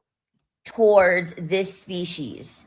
And every day there is a new piece of knowledge that makes me rescind my ability to be able to want to forgive what they're doing back, because there's just too much information on the nefarious activities that men are doing for it to ever be forgivable, for it to ever want to be forgotten, for it to ever make you want to look at them and decide that you're going to deal with them, to ever decide that you even want to have a discussion with them, that you ever want to hang out with them, that you ever want to be able to have any community with them, because this is what they're out doing.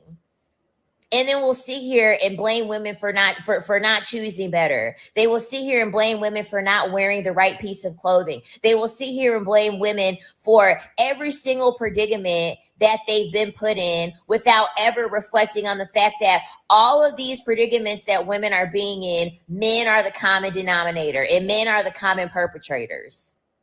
But we have to be looked at crazy. I fucking am going to just stay forever committed to my hatred towards them. I'm sorry. Oh, man. I thought women were strong and they could handle things. You leave a chick in the woods one night and next thing you know, it's a goddamn federal case, man. I tell you, nigga can't win for nothing.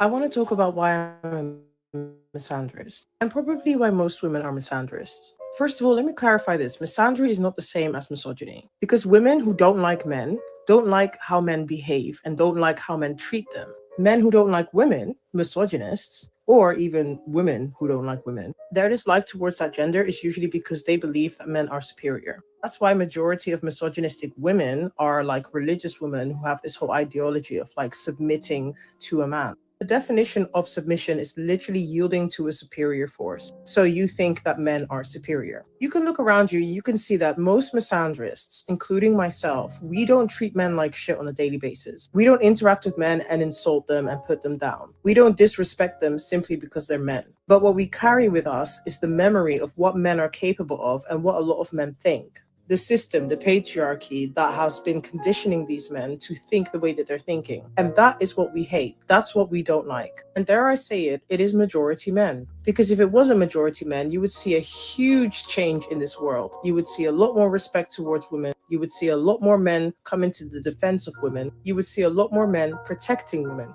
But no, instead, they are the perpetrators. They are the rapists. They are the unalivers. They are the violent crime committers, over 90% of it. And let's be so for real. Men are out here complaining about women. Let's see what they complain about. They complain about gold diggers. They complain about women with high standards. They complain about women who want men who are a certain height. Women are out here saying, I fear for my life. I fear for being taken advantage of. I fear for having a child with a man who's going to leave me for someone else. These are real issues that we worry about. And that is why we're misandrous, because keeping those thoughts in mind, it protects us. Although misandry is technically just the hatred towards men, it's not just the hatred to every single individual man. It's more of the hatred towards what men show us, how men treat us. I mean, we know how uncomfortable straight men. And notice how they always choose to use like nice, soft piano music to make themselves sound like they're the safe, innocent victim here, as they defend their right to hate people for shit they've never actually done. Get when a man is gay, all of a sudden they're like, oh, what if he likes me? What if he fancies me? What if he wants to sleep with me? Oh, I can't have a sleepover with him. I can't do anything with him. I can't touch him. I can't hug him, because what if he gets some type of feeling? That's exactly how we feel about you guys, because you guys sexualize us to the max. To you, we're nothing but sexual objects. You don't buy us drinks because you're being kind. You buy us drinks because you want us intoxicated enough so you can take advantage of us. You're literal predators. And if you think about it, men are There it is again. They're prey. It's the feeling of being prey, the morality of prey, zebra morality. Constantly saying, oh yeah, but we built this, we created this, the phone that you're using, everything, blah, blah. The phone that I'm using is not beneficial to us. The buildings that have been built are going against nature. The systems and the government and society is honestly tits up right now. If you want to take credit for that, go ahead. You're not doing great. But one thing I'll say is, unfortunately, we have to share this planet with men. So we don't have a choice but to try and get along with you guys. But one thing we're not going to do is we're not going to allow you to do all that nonsense and tomfoolery that you guys have been doing to unalive us, to grape us, to manipulate us, and to waste our bloody time. If you have a problem with that, you are the problem. And also the reason why I've stopped calling myself a feminist is because I don't think men are equal to women. Men constantly justify all of their bullshit to nature. I even saw a video the other day that's like, oh, women say they're not better looking than men. Oh, look at nature. All the male species are always the prettier ones. Yeah, that's because you're supposed to impress the woman. You're supposed to impress the female. You're supposed to show up and show out, but you guys are out here with knob cheese, with stinky breath. You guys have knob cheese? Is that like a fancy type of European cheese? I don't, because, you know, I'm not into all the fancy cheeses. There's a bunch of stuff I just don't really eat like that. Is knob cheese a thing?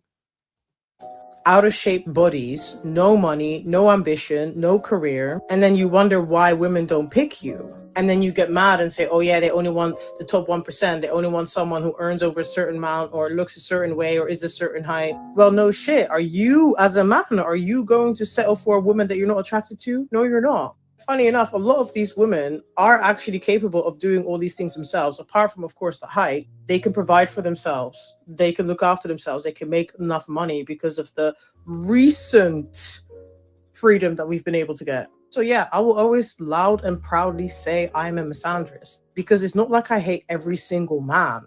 I hate everything that you guys do. And I hate also the I don't hate you. I just hate everything about you. silent ones. I hate the ones who don't do anything, because I'm here protecting my girls, protecting women all the time, in public, all the time. You guys just walk by and you're like, oh, we're protectors, we're providers, but you don't protect and provide. Like, what do you actually add to someone's life? You don't add anything. Every single day we walk out on the street, we have to deal with some creepy ass man either trying to talk to us, stalk us, follow us, move to us. Like, there's always something. And if you as a man were to deal with that with gay men, where every single day you walked out on the street, a gay man was trying to touch you or move to you or talk to you or violence. There would be violence. There would be blood in the streets. Yeah, what are they coming to church doing? Being gay!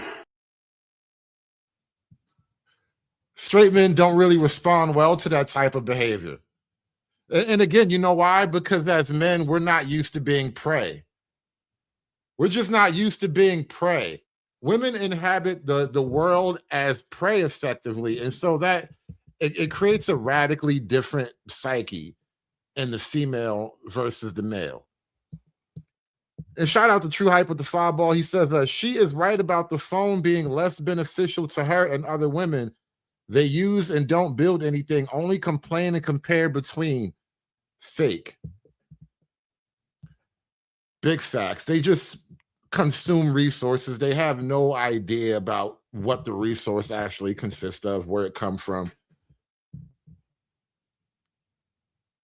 Shout out to everybody in the audience today. Hit that super chat button from you guys want to have a panel or nah?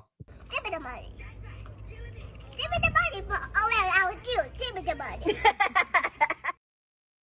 You guys want to have the misogyny panel or nah? Because I was just getting ready to get up out of here.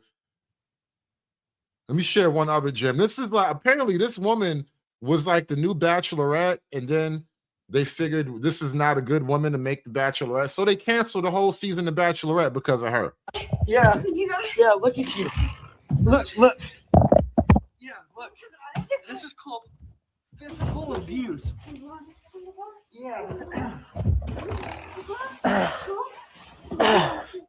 Yeah. See, Taylor, this is all you do. It's the only thing you know how to do is hurt me. It's the only thing you know how to do is hurt me.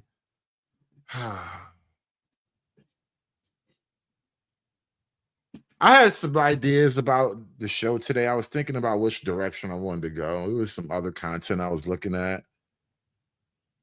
This is like peak beta right here. Peak beta male. This is all you know how to do is hurt me. Why do you always hurt me? Yeah. See, Taylor, this is all you do. It's the only thing you know how to do is hurt me. Huh? And you think this is okay? It's not okay. Holy shit. I don't give a Let me go. Stop. Dude, leave me alone. Oh my God. Your daughter is right here. Oh my gosh. Oh my.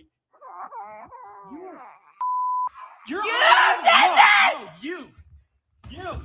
Stop throwing stuff and help your daughter. Help your daughter. Stop screaming at me. God. Stop, Taylor. You're done. Taylor. That's it. That is it. No more. You're done. Stop. No. I did none of this. This is your own pain. You're doing this to yourself. Stop. No.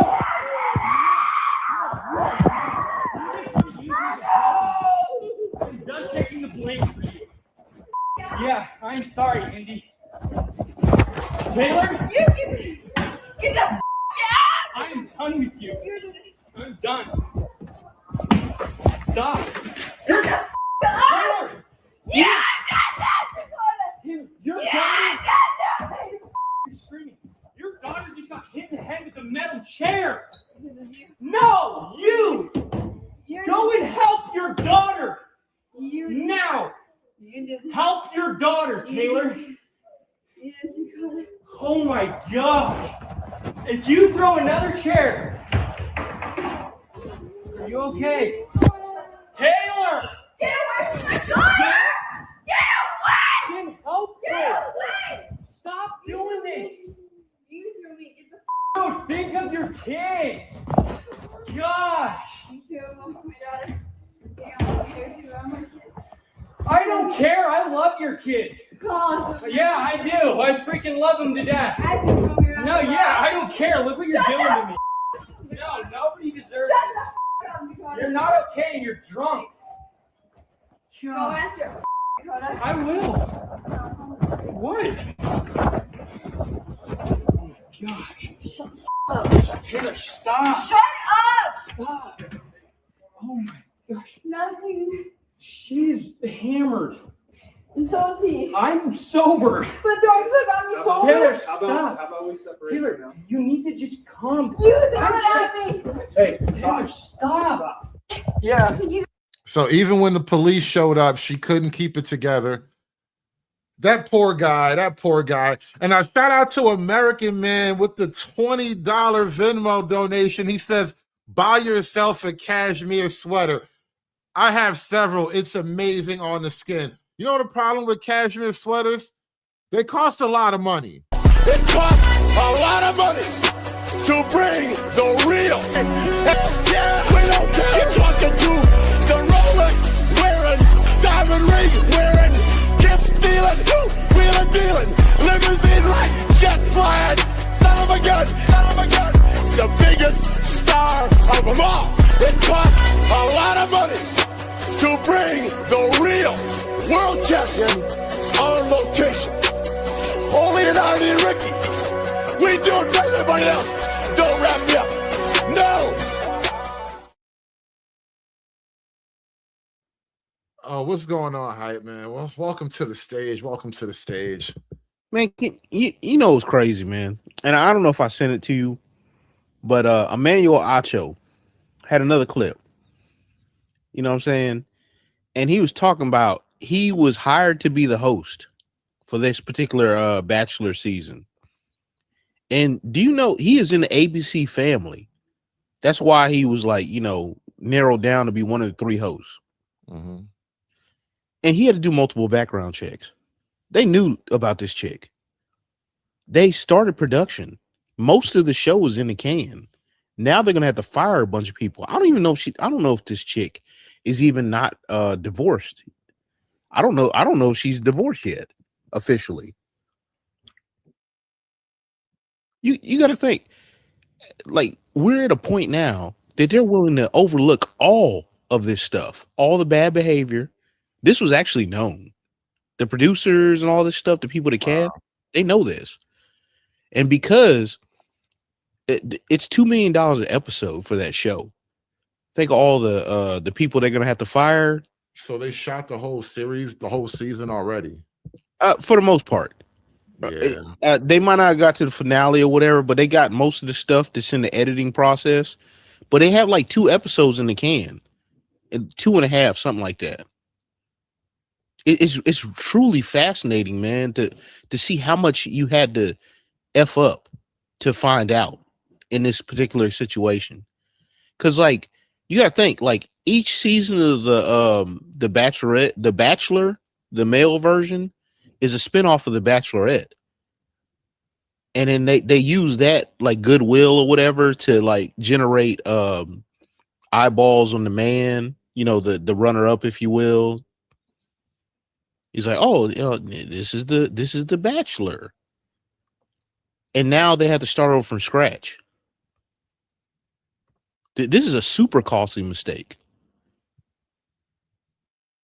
Not to mention the ad revenue that they're missing out on. This is crazy.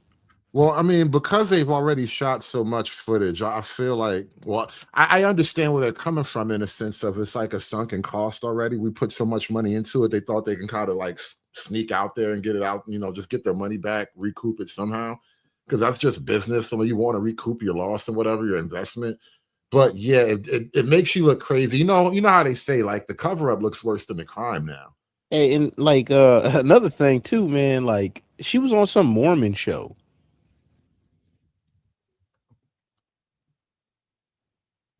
Because I guess she's from that part of the country. They do wild stuff. So she's probably a Mormon too, doing all this. And the thing is, the reports were out there. She had a restraining order against the dude, and her PR people are like trying to spin it on her behalf, like, on behalf of victims and speaking out and blah, blah, blah. And I'm like, come on, man. Come on. But that's the thing too. They love to get out there and play the victimhood because, like, how else can you get out of this picture unless you claim some kind of victim? He's the bully, he's the bad guy. And and I've been thinking about this thing because I think I came up with this on the air the other day, and I bet you there's some kind of writing about this out here in the world already. But like this idea of what I'm calling the morality of victimhood, this idea that because I'm smaller, I'm weaker, I'm automatically a victim, I'm automatically justified. I'm automatically righteous because you're bigger than me. There's a kind of spirit of that at play here, whether it's in gender politics. It works across the same racial dynamic as well.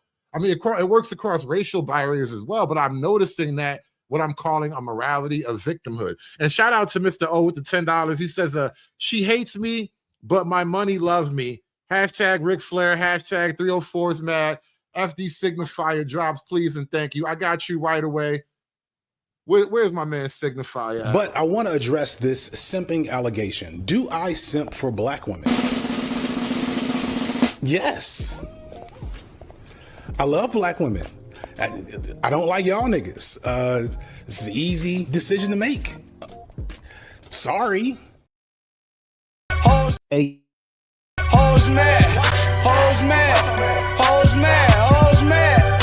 Hoes mad. Hoes mad. This is about targeting women of color in the United States of America. Don't tell me because I didn't get a single apology. Time has expired. My life was threatened. Thank you. Hoes mad. Hoes mad. Hoes mad. Hoes mad. Hoes mad. Hoes mad. Hoes mad. Mystery Enigma, what's going on? You think you're about to say something a minute ago? No, I didn't mean to interrupt, man. Shit, bro. I mean, in one aspect, as a misogynist, as a righteous misogynist, I kind of welcome the misandry. It's kind of like a balance in the force kind of thing, but this is not up to par though. It's just a bunch of anecdotes and personal experiences and narratives. You know what I'm saying? They're not really giving any good substance, to like really combat. And I think that's the point. This is my experience and this is what it is. This is why I don't like men as a whole, but it's like you haven't even dated most of the niggas in your vicinity, like in your city, in your county. Well, notice how it's almost always men abuse women. Well, it's either some guy did me bad, like some type of breakup thing. It's always some type of gender politics related, some type of sexual dynamics thing related. Some man was mean to me or mean to my girlfriend, something like that. Or it's like the grand narrative of just men oppress women as a class, like widely as a species. But it's not really like born of anything practical, I would say. Exactly. I think men at this stage have a little bit more grievance in terms of, and I don't even want to do the grievance Olympics in that, because it's, look, I don't like how a lot of the guys came out in the beginning, like, what that one girl say, like, get off my dick, bro. Like, don't do that. Don't start glazing the chicks either. But like, I think indifference is probably the best attitude you can have toward that kind of thing. Are you suggesting benign neglect to women, to the entire gender? It should be benign. It should be directed. I think neglect. Yeah, it ain't gonna be that like that. Guys, I think they did the pilot run, right? I think what happened was they watched it and they were like, let's see how women react. And I think women largely told them, no, this is not what we want to deal with. Because women understand what that, like real women understand what that looks like when you do that. And so it was the pilot run. And women were like, no, we're not going to promote women like abusing men. Because what that, you got it. Oh, hold on. I would just like to finish, right? I think women rightfully realize, like, if we promote women abusing men, it's going to promote men abusing women, because we've gone on this equality journey. You know what you remind me of right now saying that? And so I think when the women were that talking, let me give it right back to you. When the women were talking earlier and they made this roundabout point of saying misandry is bad because it hurts women. That's almost exactly what I heard you kind of leading up to. It's going to lead to misandry, which is going to eventually harm the women. yes, like the women were like, no, we're not gonna go because like if we let this go, it's gonna be ugly. And so like they realize like, nah, we don't want no parts of this. And so that's why they're just like, no, we cannot like promote women beating up men. You know, the one thing I've realized in having like relationships with different women, I hesitate to call them friendships because there are no men that I have friendships with that I would ever sleep with. I would fuck every one of these so-called female friends. So there's always that weirdness about it, But having relationships with women, I will say this. Women know way more so than men how awful women can be. They just don't like to talk about it in front of men because I think to your point, even without getting off the deep end with misandry and all that, women understand social value in a way maybe that men don't really think about. We're not really on that wavelength all the time. And so women don't want to lose that social value. And this is why they like to kind of cover up for other women and kind of hide the reality, because if she can get away with it, then I can get away with it. Well, Hood, they're wired for that social value. Right. Well, here's what I'm gonna say, right? Is like all of us men on the panel, right? We understand like when we go too far, we will get into a fist fight and we're okay with like killing one another in that fist fight. Women don't do that. And so like their entire value is like it is like based on like this weird, like I can just do this thing and like it's fine. There was a poll that came out recently that said women, way more so than men, will hold grudges where like even politically, especially like whereas like men can like literally have a fight, like a fist fight, we'll come to blows. And that's a basic thing of male culture, especially in America. I don't know how the other people do it, but it's a common thing that we all can relate to as boys. You have a fight, you shake hands, you get over it. Women don't operate like that. Women hate forever, deeply, with a passion, and the hate grows over time sometimes. Yeah, but you get a respect with the dude you throw hands with. You be like, all right, you saw me, we saw each other, that's it. Right, yeah, we'll become boys after this. Like I fought this nigga back in the day, and now we homies. Friendships like that. But the problem is that if you listen to the women's studies major, they tell you that like women's revenge is social. So all of us men, right? Like we can all get into fist fights, right? And if Hood knocks me out, I'm just like, all right, bro, like you knocked me out based on something that was like legitimate. And so I'm gonna move on. Women don't operate like that. Right. You know what I mean? Like they're in a like a space where like they've got to like destroy you. I know. Like it's different, bro.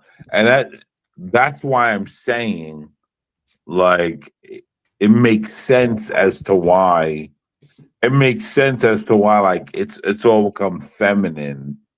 And like they don't understand what they're doing.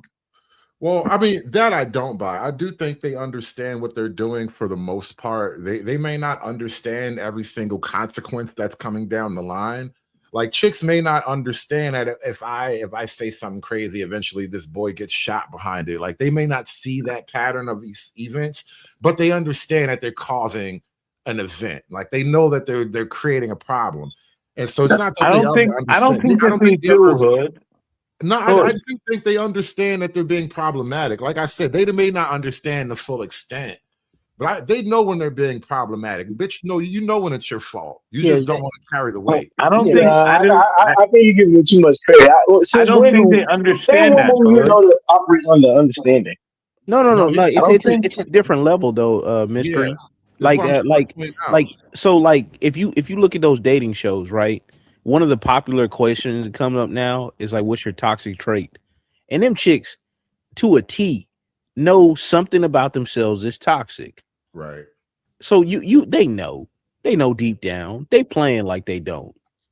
And all I'm saying is they may not understand every sequence of events that was going to come after their toxicity, but they understand that it was their toxicity that started it. You know you're the problem. You just can't acknowledge it because, like I said, social value. And this is the thing. This is what I was thinking about. I don't think. Finish your point.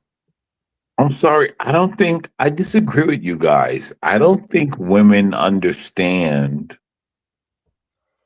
that they are toxic in the way that we realize it. I think that they did. I think because, right, like we have created a world for them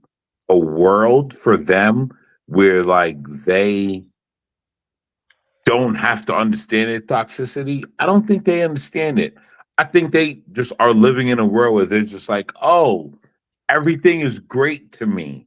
They don't understand their toxicity. Right? I don't I think you guys get it wrong.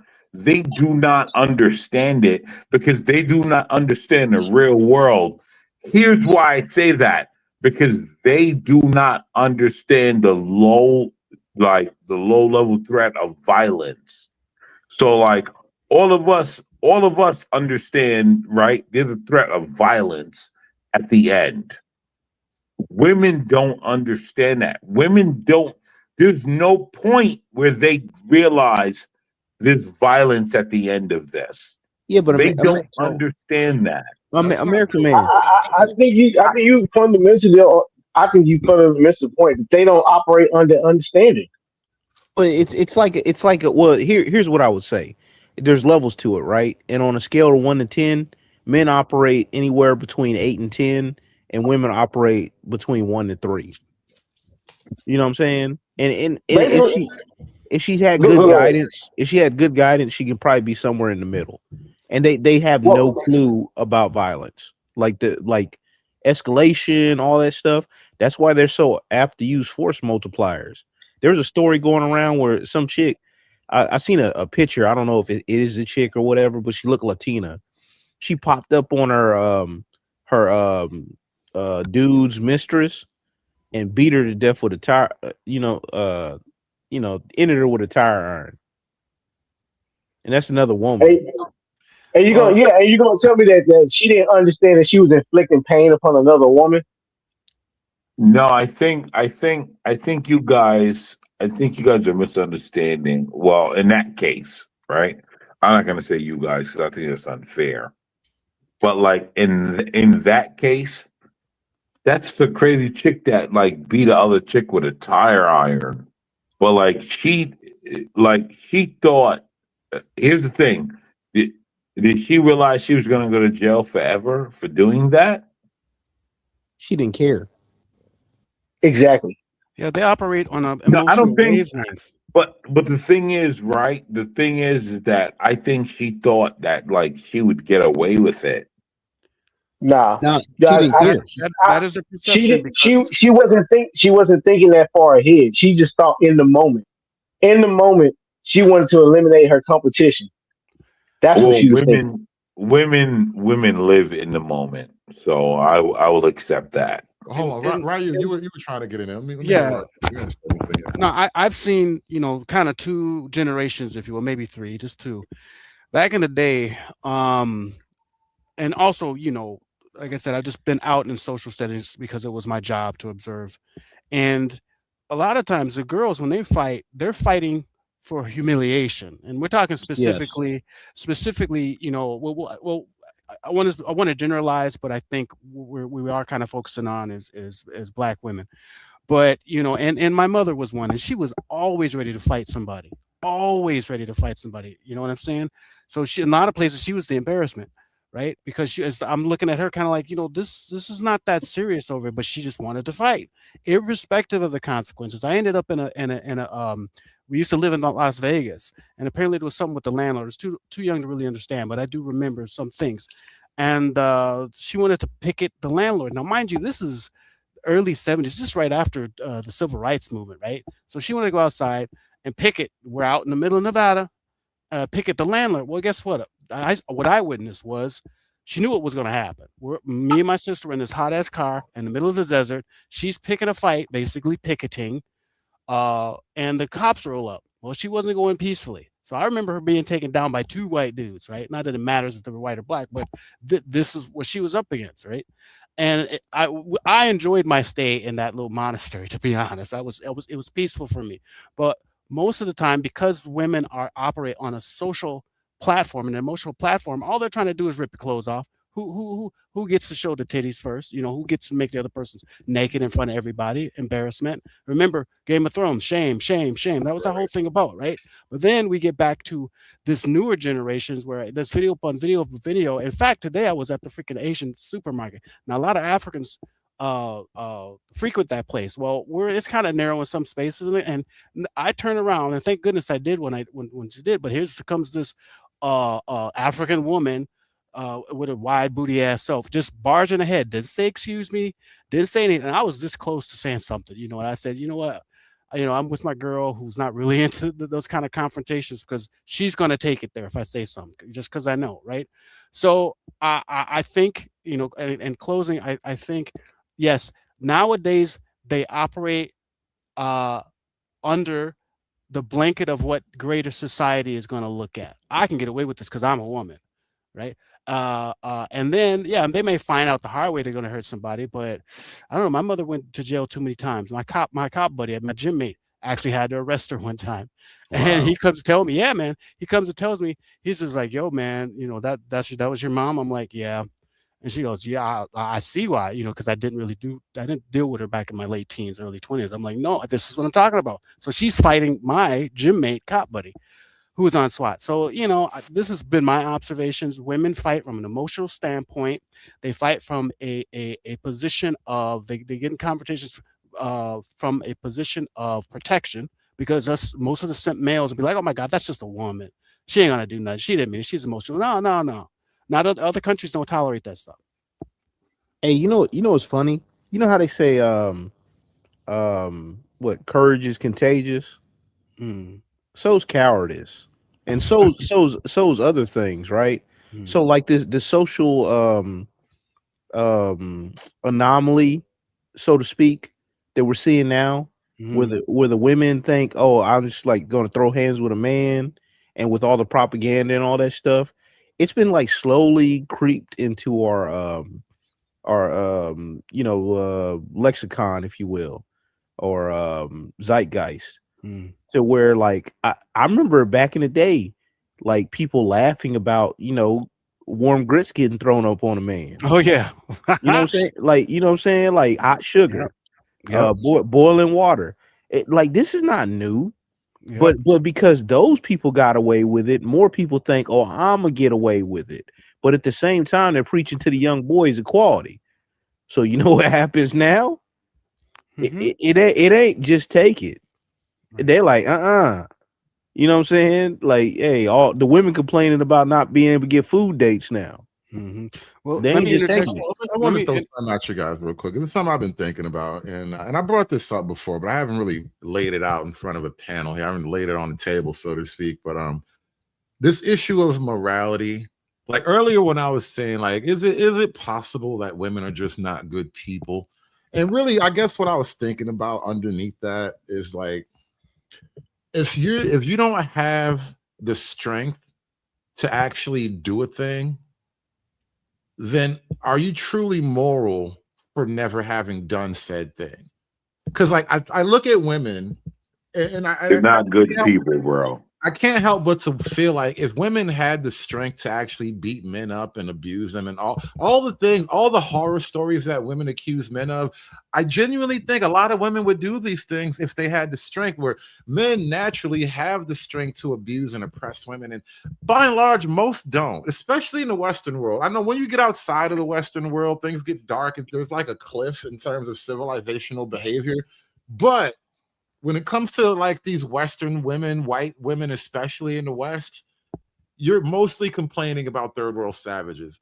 But it seems to me like if women had the strength of men, I don't know that they would operate with the same moral benevolence that men have, which leads me to wonder, morality itself can only be seen through a position of strength. Because if you're so weak that you can never kill, how are you morally righteous in the first place? Look, I won't disagree with you on the women thing, but you can only like if we didn't have like the cultural and my bad, American man, for stepping on you. No, go ahead, do your thing, bro. If we didn't have the cultural imprint on the men, I don't know if it would be any better.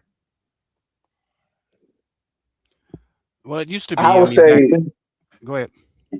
Well, I would say I agree with Jordan Peterson on this point. He said it's not virtuous to be not dangerous and not a threat. The virtue comes from being dangerous and not being a threat. Yes. So yes. So I would say the only reason why we having this conversation in the first place is because of the laws the policies that are in place in Western culture, socially and like on the books, like hard coded in. Women are allowed to just get away with things based off of some kind of weird, I don't know what to call it, morality. That because they are who they are, they're placed with us. We should just let them. We give them a handicap. It's like back in when you played Street Fighter 2 and they had a handicap setting. You know, you put it in where like the person that's greater, their damage just doesn't do as much as the person who doesn't have the handicap. You know, so we just let it slide. It's just the rules of the game, and you somehow have to find a way to overcome the handicaps that are set in place by the policies and everything. But I think that they're allowed to be good, bad people. That it's just baked in the cake. If you adjust the laws, they wouldn't act the way they do. I remember seeing a video of Brazil where some lady set her kids on fire, and the community themselves took it upon themselves to punish her in the street in 4K. Here's the thing, right? You can only be a good person, right, if you realize someone that is weak and beneath you, and you will not harm them. The reason why women can't be good people is because they understand that men are above them and they cannot harm them. And so they do not have the capacity to be good people, because all of us, right, on this panel, we've only ever been good people to people that we can harm, right? And we've looked at people that we can harm and we've been like, well, you're not a threat, so I'm not going to harm you. But like women, on some level, there's no victory in attacking something that's harmless. You know? Yeah, exactly. And so women, because they understand that every man, even a gay, excuse me, sorry, my bad, bro. Even the weak soy boy men that like are like, you know, weird with liberals. Like liberal women understand if those guys get too upset, they cannot overpower them. And so that's why women don't understand what it is to be good people, because they realize, like, even the weakest man I cannot really overpower. You know, something else I'm realizing about this awkward forced morality of liberals, like, and I've seen this play out multiple times. If a straight man gets any type of physical aggression towards a woman, if a straight man shows any type of physical aggression towards a woman, he's automatically bad. He's wrong. There's almost no coming back from that, even on the defense. That's why that TMZ video played out that way, because he knows that even if he's recording proving that she's the aggressor, if he defends himself, he's gonna have to pay a price for that. And one thing I realized is that gay men uniquely can beat the brakes off women, and nobody thinks of it as like gendered violence. Heck, gay men can beat the brakes off of straight men too, Well, that's different. That's just 2 men. Nobody, and this is why straight men don't even want to tussle with gay men. No straight man really wants to get to a fight with gay men. The consequences are drastic. But do you know what's crazy? Do you know what's crazy though? Right? So gay men could beat up a straight man and no one says anything. But if a gay like, I don't think people understand what's happening here, right? And that's another moral inversion. You're right. I didn't say it that way, but that's exactly the truth, though. So if a straight man beats up a gay dude, it's a hate crime. If a gay dude beats up a straight man, well, it's righteous. He's taking his power back or something. Think about their hierarchy. Then Saucy Santana literally threatened great academics on air. It was like a whole thing, and nobody even blinked. Everybody was like, "Oh wow, he told you." You got to think about their definitions, right? Their definitions are like bigotry is hatred plus power, right? Then you have to look at the hierarchy of the leftists, right? At the top is white women, then there's black women, then there's gay men, then straight men. That's their hierarchy. So if you're not, as far as like privilege and everything, well, not privilege, but like of the victim, the higher you're up on their hierarchy, the more you're considered a victim in their from their lens. So the less you can get away with, the lower you are. But these same women, but I have a question, right? These same women, if they watch you get beat up by a gay man, are you a man? No. They're gonna invalidate you like 100%. So you're in a lose-lose situation, right? Well, I mean that's where men come in with the logic and have to think more than 1 to 2 So steps you might as ahead. well just beat the gay man up because you're in the What lose-lose.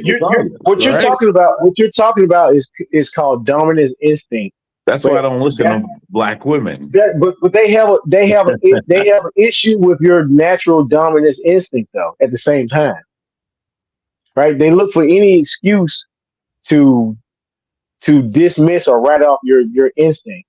Well, mystery, somewhat. I would say it's since you use Jordan Peterson or whatever. But the thing that I'm asking, Beauty and the Beast thing, right? They want to be able to control the dominance. Correct. Yes, because the thing that I'm asking is, like, if you get beat up by a gay man, you're no longer a valid straight man. But if you beat up a gay man, you're also a wrong straight man. So it's a no-win. I would just rather beat up the gay man because I'm not going to win regardless, right? Politically, But guess what? you're talking about the optics of it. In the optics of it, you're something's wrong with you for beating up a gay man for whatever reason. No. In reality, you're respected because you defended yourself. It's just the optics of Right. it, the politics of it. They have to say, "Oh, look at this cisgendered, abuser." But do you know what I think is being missed? Do you know what I think is being missed?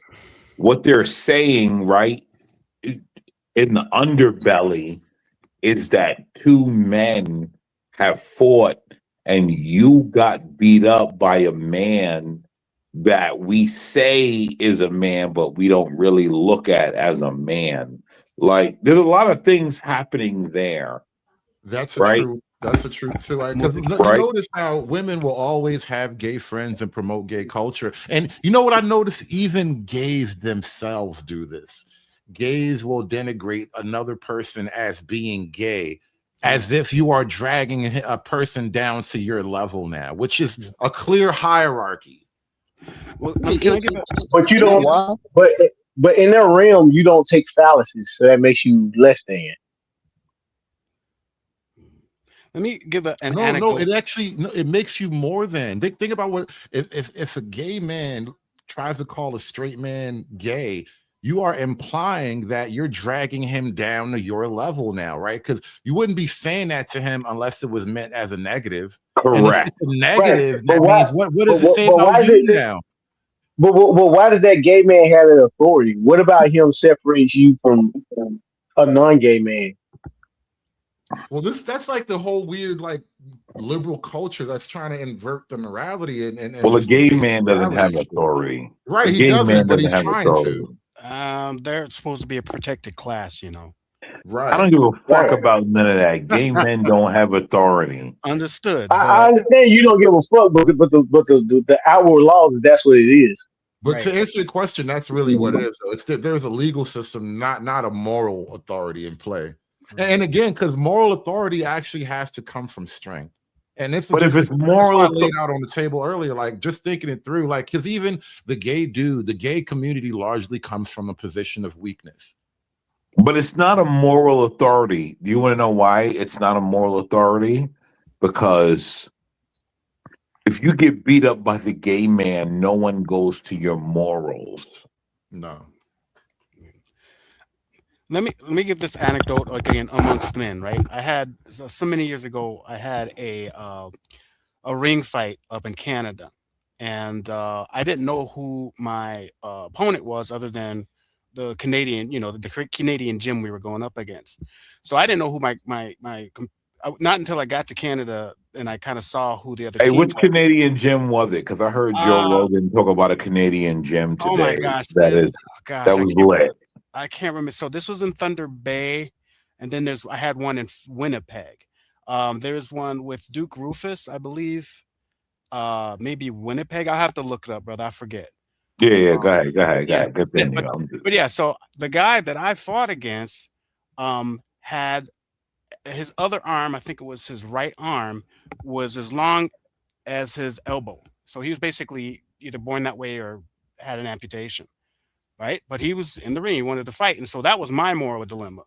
Right. Because I've been training hard for that, that thing. I've had plenty of, on the street excursions. So I really wasn't, You karate kicked the handicap nigga, bro. Dude, I got the film. I got the tape. And they were all for it until he listen. Yo, here's the weird part. They were all for it until he roundhouse kicked them, and they were just like, "Oh my god, you did that to a handicapped guy? What a monster!" See, It's like, what?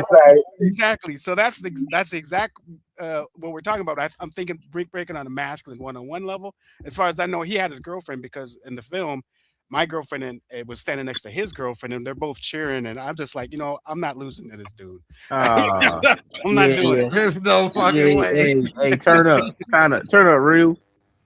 What's up? Listen, that was time to get your highlight reel going. Yeah, I'll share it with my ex. Not for me. I for think his you just handicap, sort he of- was good.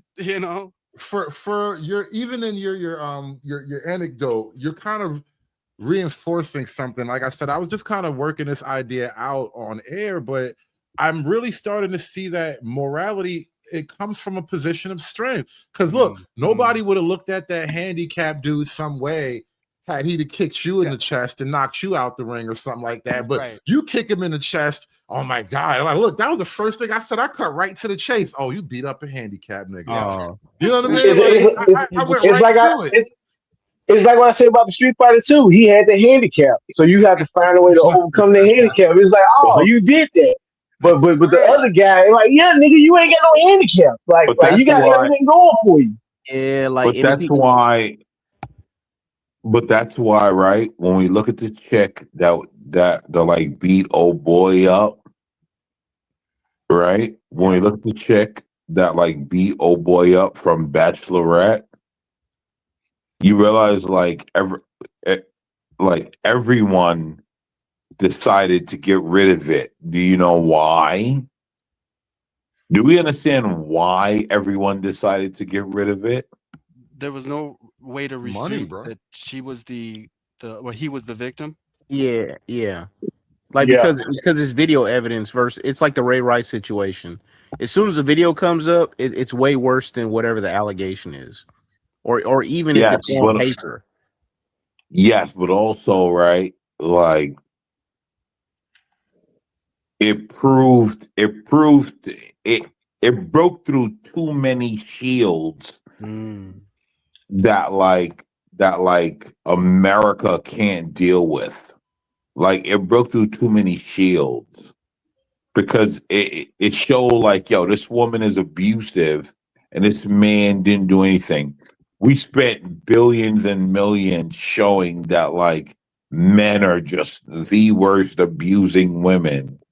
And like it's terrible. It broke through too many shields. Well, you know, it's funny you say that. That's why I included that clip as part of today's show about misandry, right? Because everything before that was just men bad, women are, you know, complaining about men. And then that was like the latest scandal that just happened like a couple of days ago. And so I needed a juxtaposition, you know, because that's really the narrative is men bad, men are always bad. But in reality, you know, people are awful to each other. It's not always a man bad. It's not always a woman bad. But to kind of just to have this one narrative all the time, and especially about men in particular, where there's so much evidence, it's like we've created a culture, a government, even a governing system that caters to women expressly over men. And then it tells the women that we're always oppressing you. Like the same government that caters to women tells the women that they're being oppressed. This is cognitive dissonance on a national level. Hey, Hood, Yeah. but it's more nefarious than that because they're like, you're always oppressed, but you're like some Xena warrior princess at the same time. Yes, exactly. You're always exactly. Yeah, that's the reality of it. It's like, oh, you're always terrible, but like you also can kick his ass, and dude, it's weird. Well, it's the same thing that goes on in the black community, right? It's like through race and oppression and all that, you know, and Oh my God, don't systematic talk about the whatever. black community. Yeah, Let me no, tell you I'm just something. saying because Hold on. you gotta let me finish. The black community exists within the left, so they go through it's the same playbook. Like throughout all the oppression, and everything, you invented the stop sign, you invented blood transfusion, you overcame Jim Crow and did X, Y, Z. It's the same playbook from the left. You know what? I wasn't gonna racialize it today, but I was thinking about that so much. There's a lot of racial parallels to this. I just didn't really want to get into it. Well, and I know a lot of us have their own personal anecdotes, just to be honest. But one thing I think people are missing out though on that situation with the bachelorette candidate, there was a kid involved, man. I mean, I could never be so. That's kind of my soft heart, you know. My patron saint is Saint Francis. You know, if you're Catholic, and Well, sir, you're only allowed to care about the kid if it's a male. Oh, You're only allowed to care about the kid. Hey, am I wrong, are we China? Are we China now? sir? Sir, I want you guys to tell me I'm wrong. You're only allowed to care about the kid if it's a male. Yeah, but you need both to keep you need both to keep the species alive. You know, the thing is, American man, I think we've leaned so far in one direction that we could lean in the other direction just a little bit. Well, my point is, it was just a child, a helpless child, regardless of what sex, right? And my frustration is with dude, old boy, letting old girl beat him up. That's when the gloves would have came off. That's you hit the child, whether it's her child or my child or any child for that matter, and now you're getting fucked up. And I would just take the consequences as a male. But that's that, you know, that. And again, what you were talking about, American Man, about the layers, you know, being that nothing can refute what was caught on video. Yeah, I get that, but that's when I'm turning the camera off. You know, I'm turning the camera off. I got my video, and now something's about to happen to you. Hey, speaking about handicap, right? I remember a long time ago, Hood. I think you covered this or whatever. Back when the Lapeef joint was the thing. You know, I'm sorry to cut you off because Ryu did put the clip in the back chat. He really did knock that handicap nigga out. Yo, you ain't shit for that. I still feel bad, but I was just in a possible position, bro. So he stepped in the ring. Hey, he stepped in the ring. That's his own fault. Yeah, I had to shut that side down. Hey, he agreed to it, man. Like, This motherfucker, why you do that to yourself, bro? Oh man, like so. Speaking of handicap, that right? was the side that he took the punch on too. If that arm would have a little bit longer, he could have blocked it. Nah, nigga, he wanted the smoke. He signed up for the smoke. He got it. Hey, you know, actually, man, like I knew this cat right long time ago, and he was talking about all this stuff, and everybody's like, we're like at a party and we're drinking and it's winding down. We're all looking at each other like, why is this dude talking like this? He's just like telling us like this anecdote about him getting into it with some chick like back in the day, and he said punching a woman is like punching cake, and I was like, oh my god. And like the women were laughing. The women were laughing. He said punching cake. Did this happen? Was the guy from Tennessee, and was he in Tennessee? No, like I was in Texas at the time, and I'm not gonna tell you where he was from. Well, all right, cool. About that kind of stuff too, and women are like I said, they're very amoral in that if he's unattractive or he has zero charisma, if he's just sort of a schlub, then yeah, that joke is not going to land. Because I realize too, some jokes aren't even about the joke; it's about the teller. If they like him, it's funny. No, Hood, I think you're wrong. And here's why I think now, Hood, I'm not saying like it's exclusive to you. I'm just saying I think when men are wrong. When you look at women, right?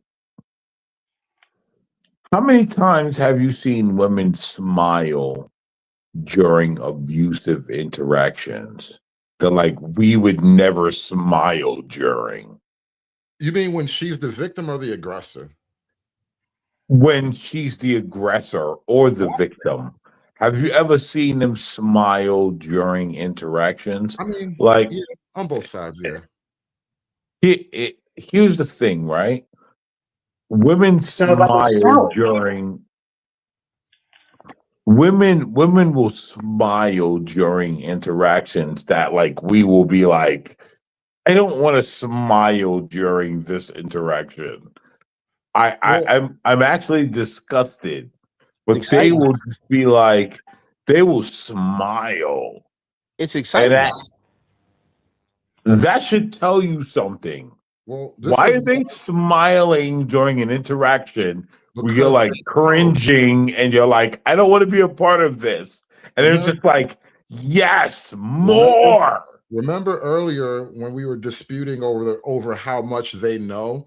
That's why I say they understand. They know that they're being problematic, because you're even talking about when they're the victim of some type of interaction with somebody yelling at them, and they're enjoying the moment, watching somebody else chimp out, because they know she enjoys creating the chaos or whatever. So they may not know how far the chaos is going to go. Things always spiral out of control. No, I think she's the problem, and she's enjoying the moment.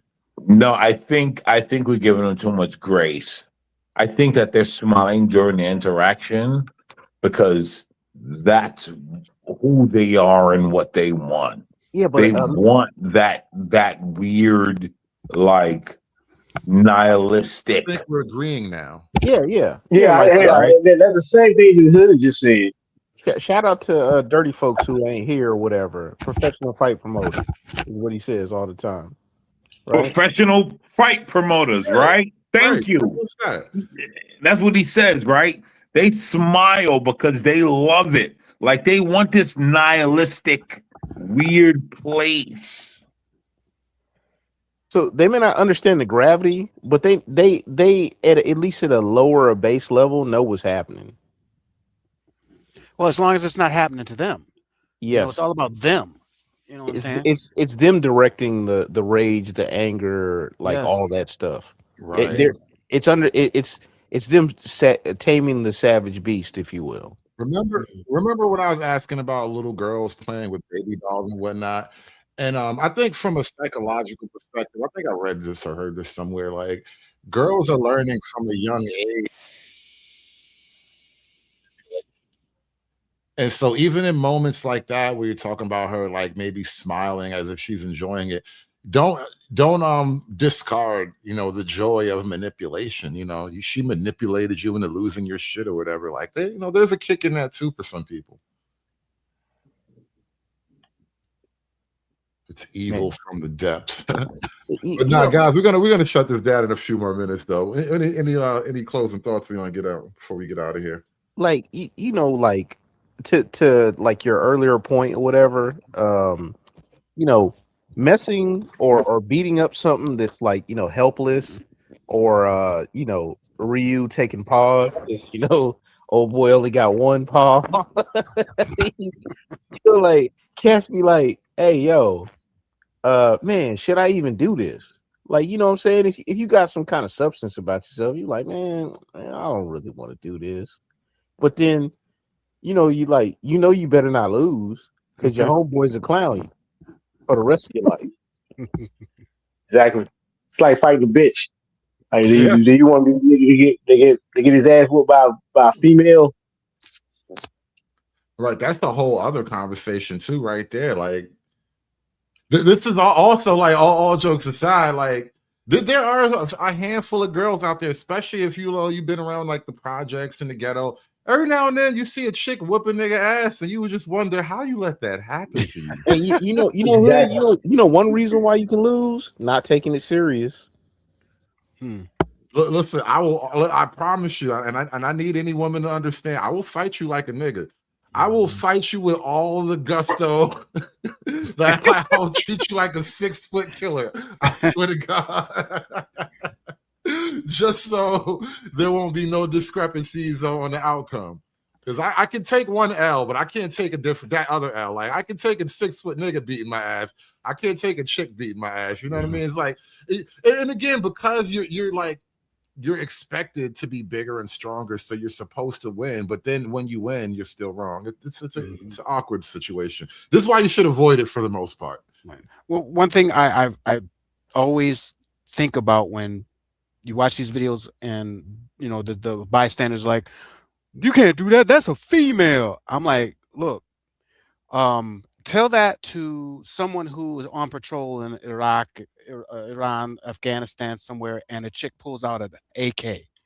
Oh, you can't do that because that's a female, huh?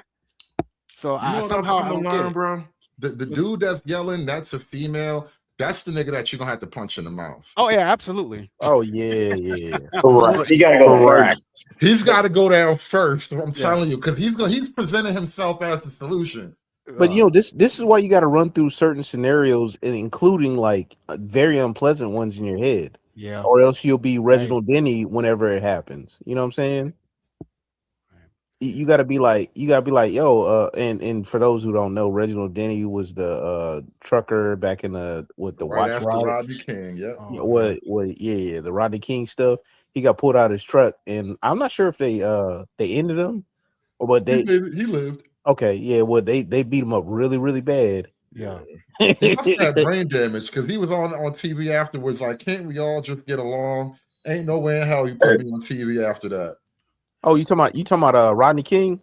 No, that was Rodney King. Wasn't that Reginald? That was Rodney King who made the. No, Rodney King made that quote. Oh, yeah, specific quote. Yeah, they might have killed Reginald. I might have got that wrong. Sure. Like, well, I know. That dude was a habitual drunkard, like really, really bad. Multiple DUIs. In a lot of ways, Rodney King was the first George Floyd. I mean, niggas don't want to go there, but I'm telling you, bro, listen, you'd have beat Rodney King ass too. That's all I'm saying. I'm leaving it at that. It don't count if you live. Hey, Hood. Yeah. Hood, I just want to say that, like, I selfishly wanted this panel because I wanted to talk about the last stream that you did. which is about Keisha and the Chronicles of Winter. You know, The I really didn't Chronicles do a of lot Winter. of commentary on that. I'm still collecting more of those videos. For I'm gonna take another pass at that in maybe another month or two. But I'm trying to make that a recurring thing. You know, the Chronicles of Winter, because it speaks for itself. I'm realizing, and it's actually doing fairly well on the replay for some reason.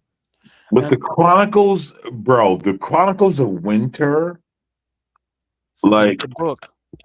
No, listen, Hood, you did you did perfect, right?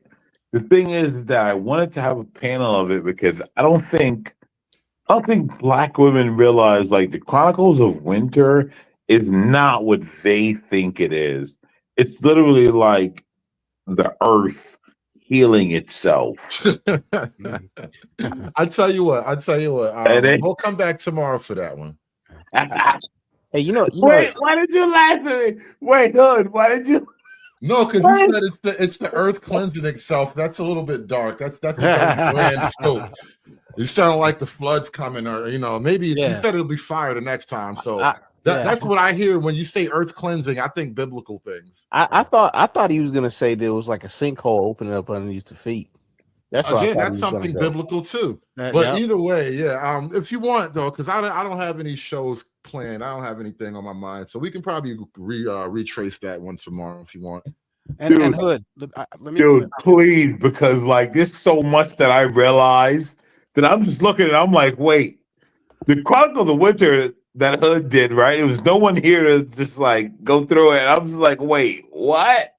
Like there's 'Cause I so snuck much that one in late happening. at night. I couldn't sleep. Like- I had to just get that one out, and then I went to bed right after that. But hold on, Ryu, you were about to say something. Yeah, I'm yeah. sorry. I'm gonna have to jump off because the lady has made me okonomiyaki, so she poked her head and like, hey, But what I wanted to say, and that's the reason why I sent you. Happy motherfucker.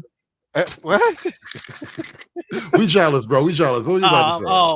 I didn't want to go into what she's, But anyways, she's a foodie, and I like it. But anyways, what I was gonna say is, the other link that I sent you was that Bear Grylls one.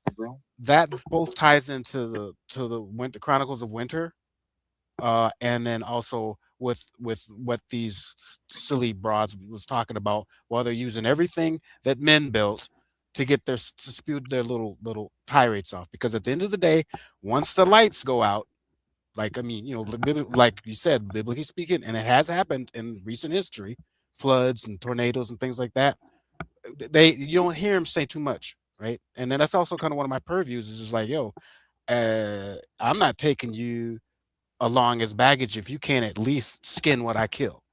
And you dig what I'm saying? So if you want to review that, because it is kind of entertaining, even though the subjects are from Britain, but they're still the same energy. But anyway, Well, I that's just like want to say a famous clip though. We'll probably come back to that one because on. we'll touch the subject again tomorrow. I'm gonna review that whole Winter is Coming thing again. So we'll come back to this tomorrow. Right, cool. Well, anyways, gentlemen, thank you. All right, no problem. Listen, I just want to be able to speak on it, Hood, because like I've listened to a lot of things that, like you said, I've also like been on panels with Kevin Samuels, like the Chronicles of Winter, bro. You need to keep it going. Yeah, keep that going. I'm just gonna say, keep it going, bro. I'm just keeping my ears to the street. That's all. Yeah, I got something for you, Hood. Here's an idea. Where are they now? You know how like real quickly your fortune can change. There's some of these loudmouth people that their 15 seconds of fame was up, a couple seconds ago. You can do that real easy. Listen. I quickly say to you guys, right? Like I've been in these spaces a very long time, and I've been in the spaces with Kevin Samuels. The Chronicles of Winter, Hood, please, bro, keep it going. I will. Because it came to me just in a moment last night, and I just ran with it. Bro, keep it going. Because like if you guys go back and watch, there's video of me on panels with Kevin Samuels, like when I was when I was Black Thoughts. It was before I was American Man. And listen, Black Thoughts. I like Black Thoughts because I wanted to be black people, and then I realized black people are shit. And like you niggas are fucking it up, and like I can't be with you I people. think a lot of us over here have gone through that revelation, you know. You know what I mean? But like Kevin Samuels, like shout out to him, and I'm telling you, Hood, like the Chronicles of the Winter, bro.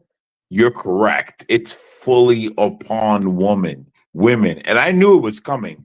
I see. The one thing that I think people don't realize is I knew it was coming, and Kevin Samuels knew it was coming during the first Trump presidency.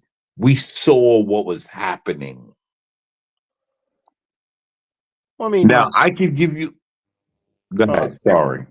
No, you good. Like even Free Zone would allude to certain things, whatever. Pendulums don't stop in the middle, right? If you swing hard one way, there's gonna be a correction, and probably a great correction going the opposite way. You know what I'm saying? Because just the momentum, and we've seen it in the last like 3 years alone. Hell, you're getting all kinds of pushback just from the bug stuff that we had. Yes.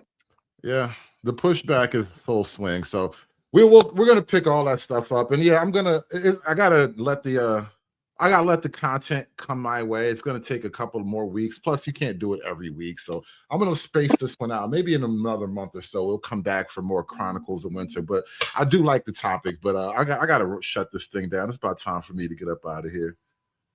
Yeah, yes, sir. I'm just telling you, do not abandon the Chronicles of Winter, sir, because you are correct. Like the Chronicles of Winter, I was there when it was happening with Kevin Samuels. I understand like why he said it, and I saw it coming along with him. Shout out to Kevin Samuels. Like we understood it was ugly, and now it's really ugly. Because they're all like overweight, and anyway, gentlemen, it's time to wrap this one up, y'all. Do your work, sir. I rock with you. I'm gonna get back to y'all on the next one, man. Appreciate y'all coming out. Like, share, and subscribe. Smash that super chat button while you're here. This has been She Hates Me. TikTok Misandry. We are out of here, y'all.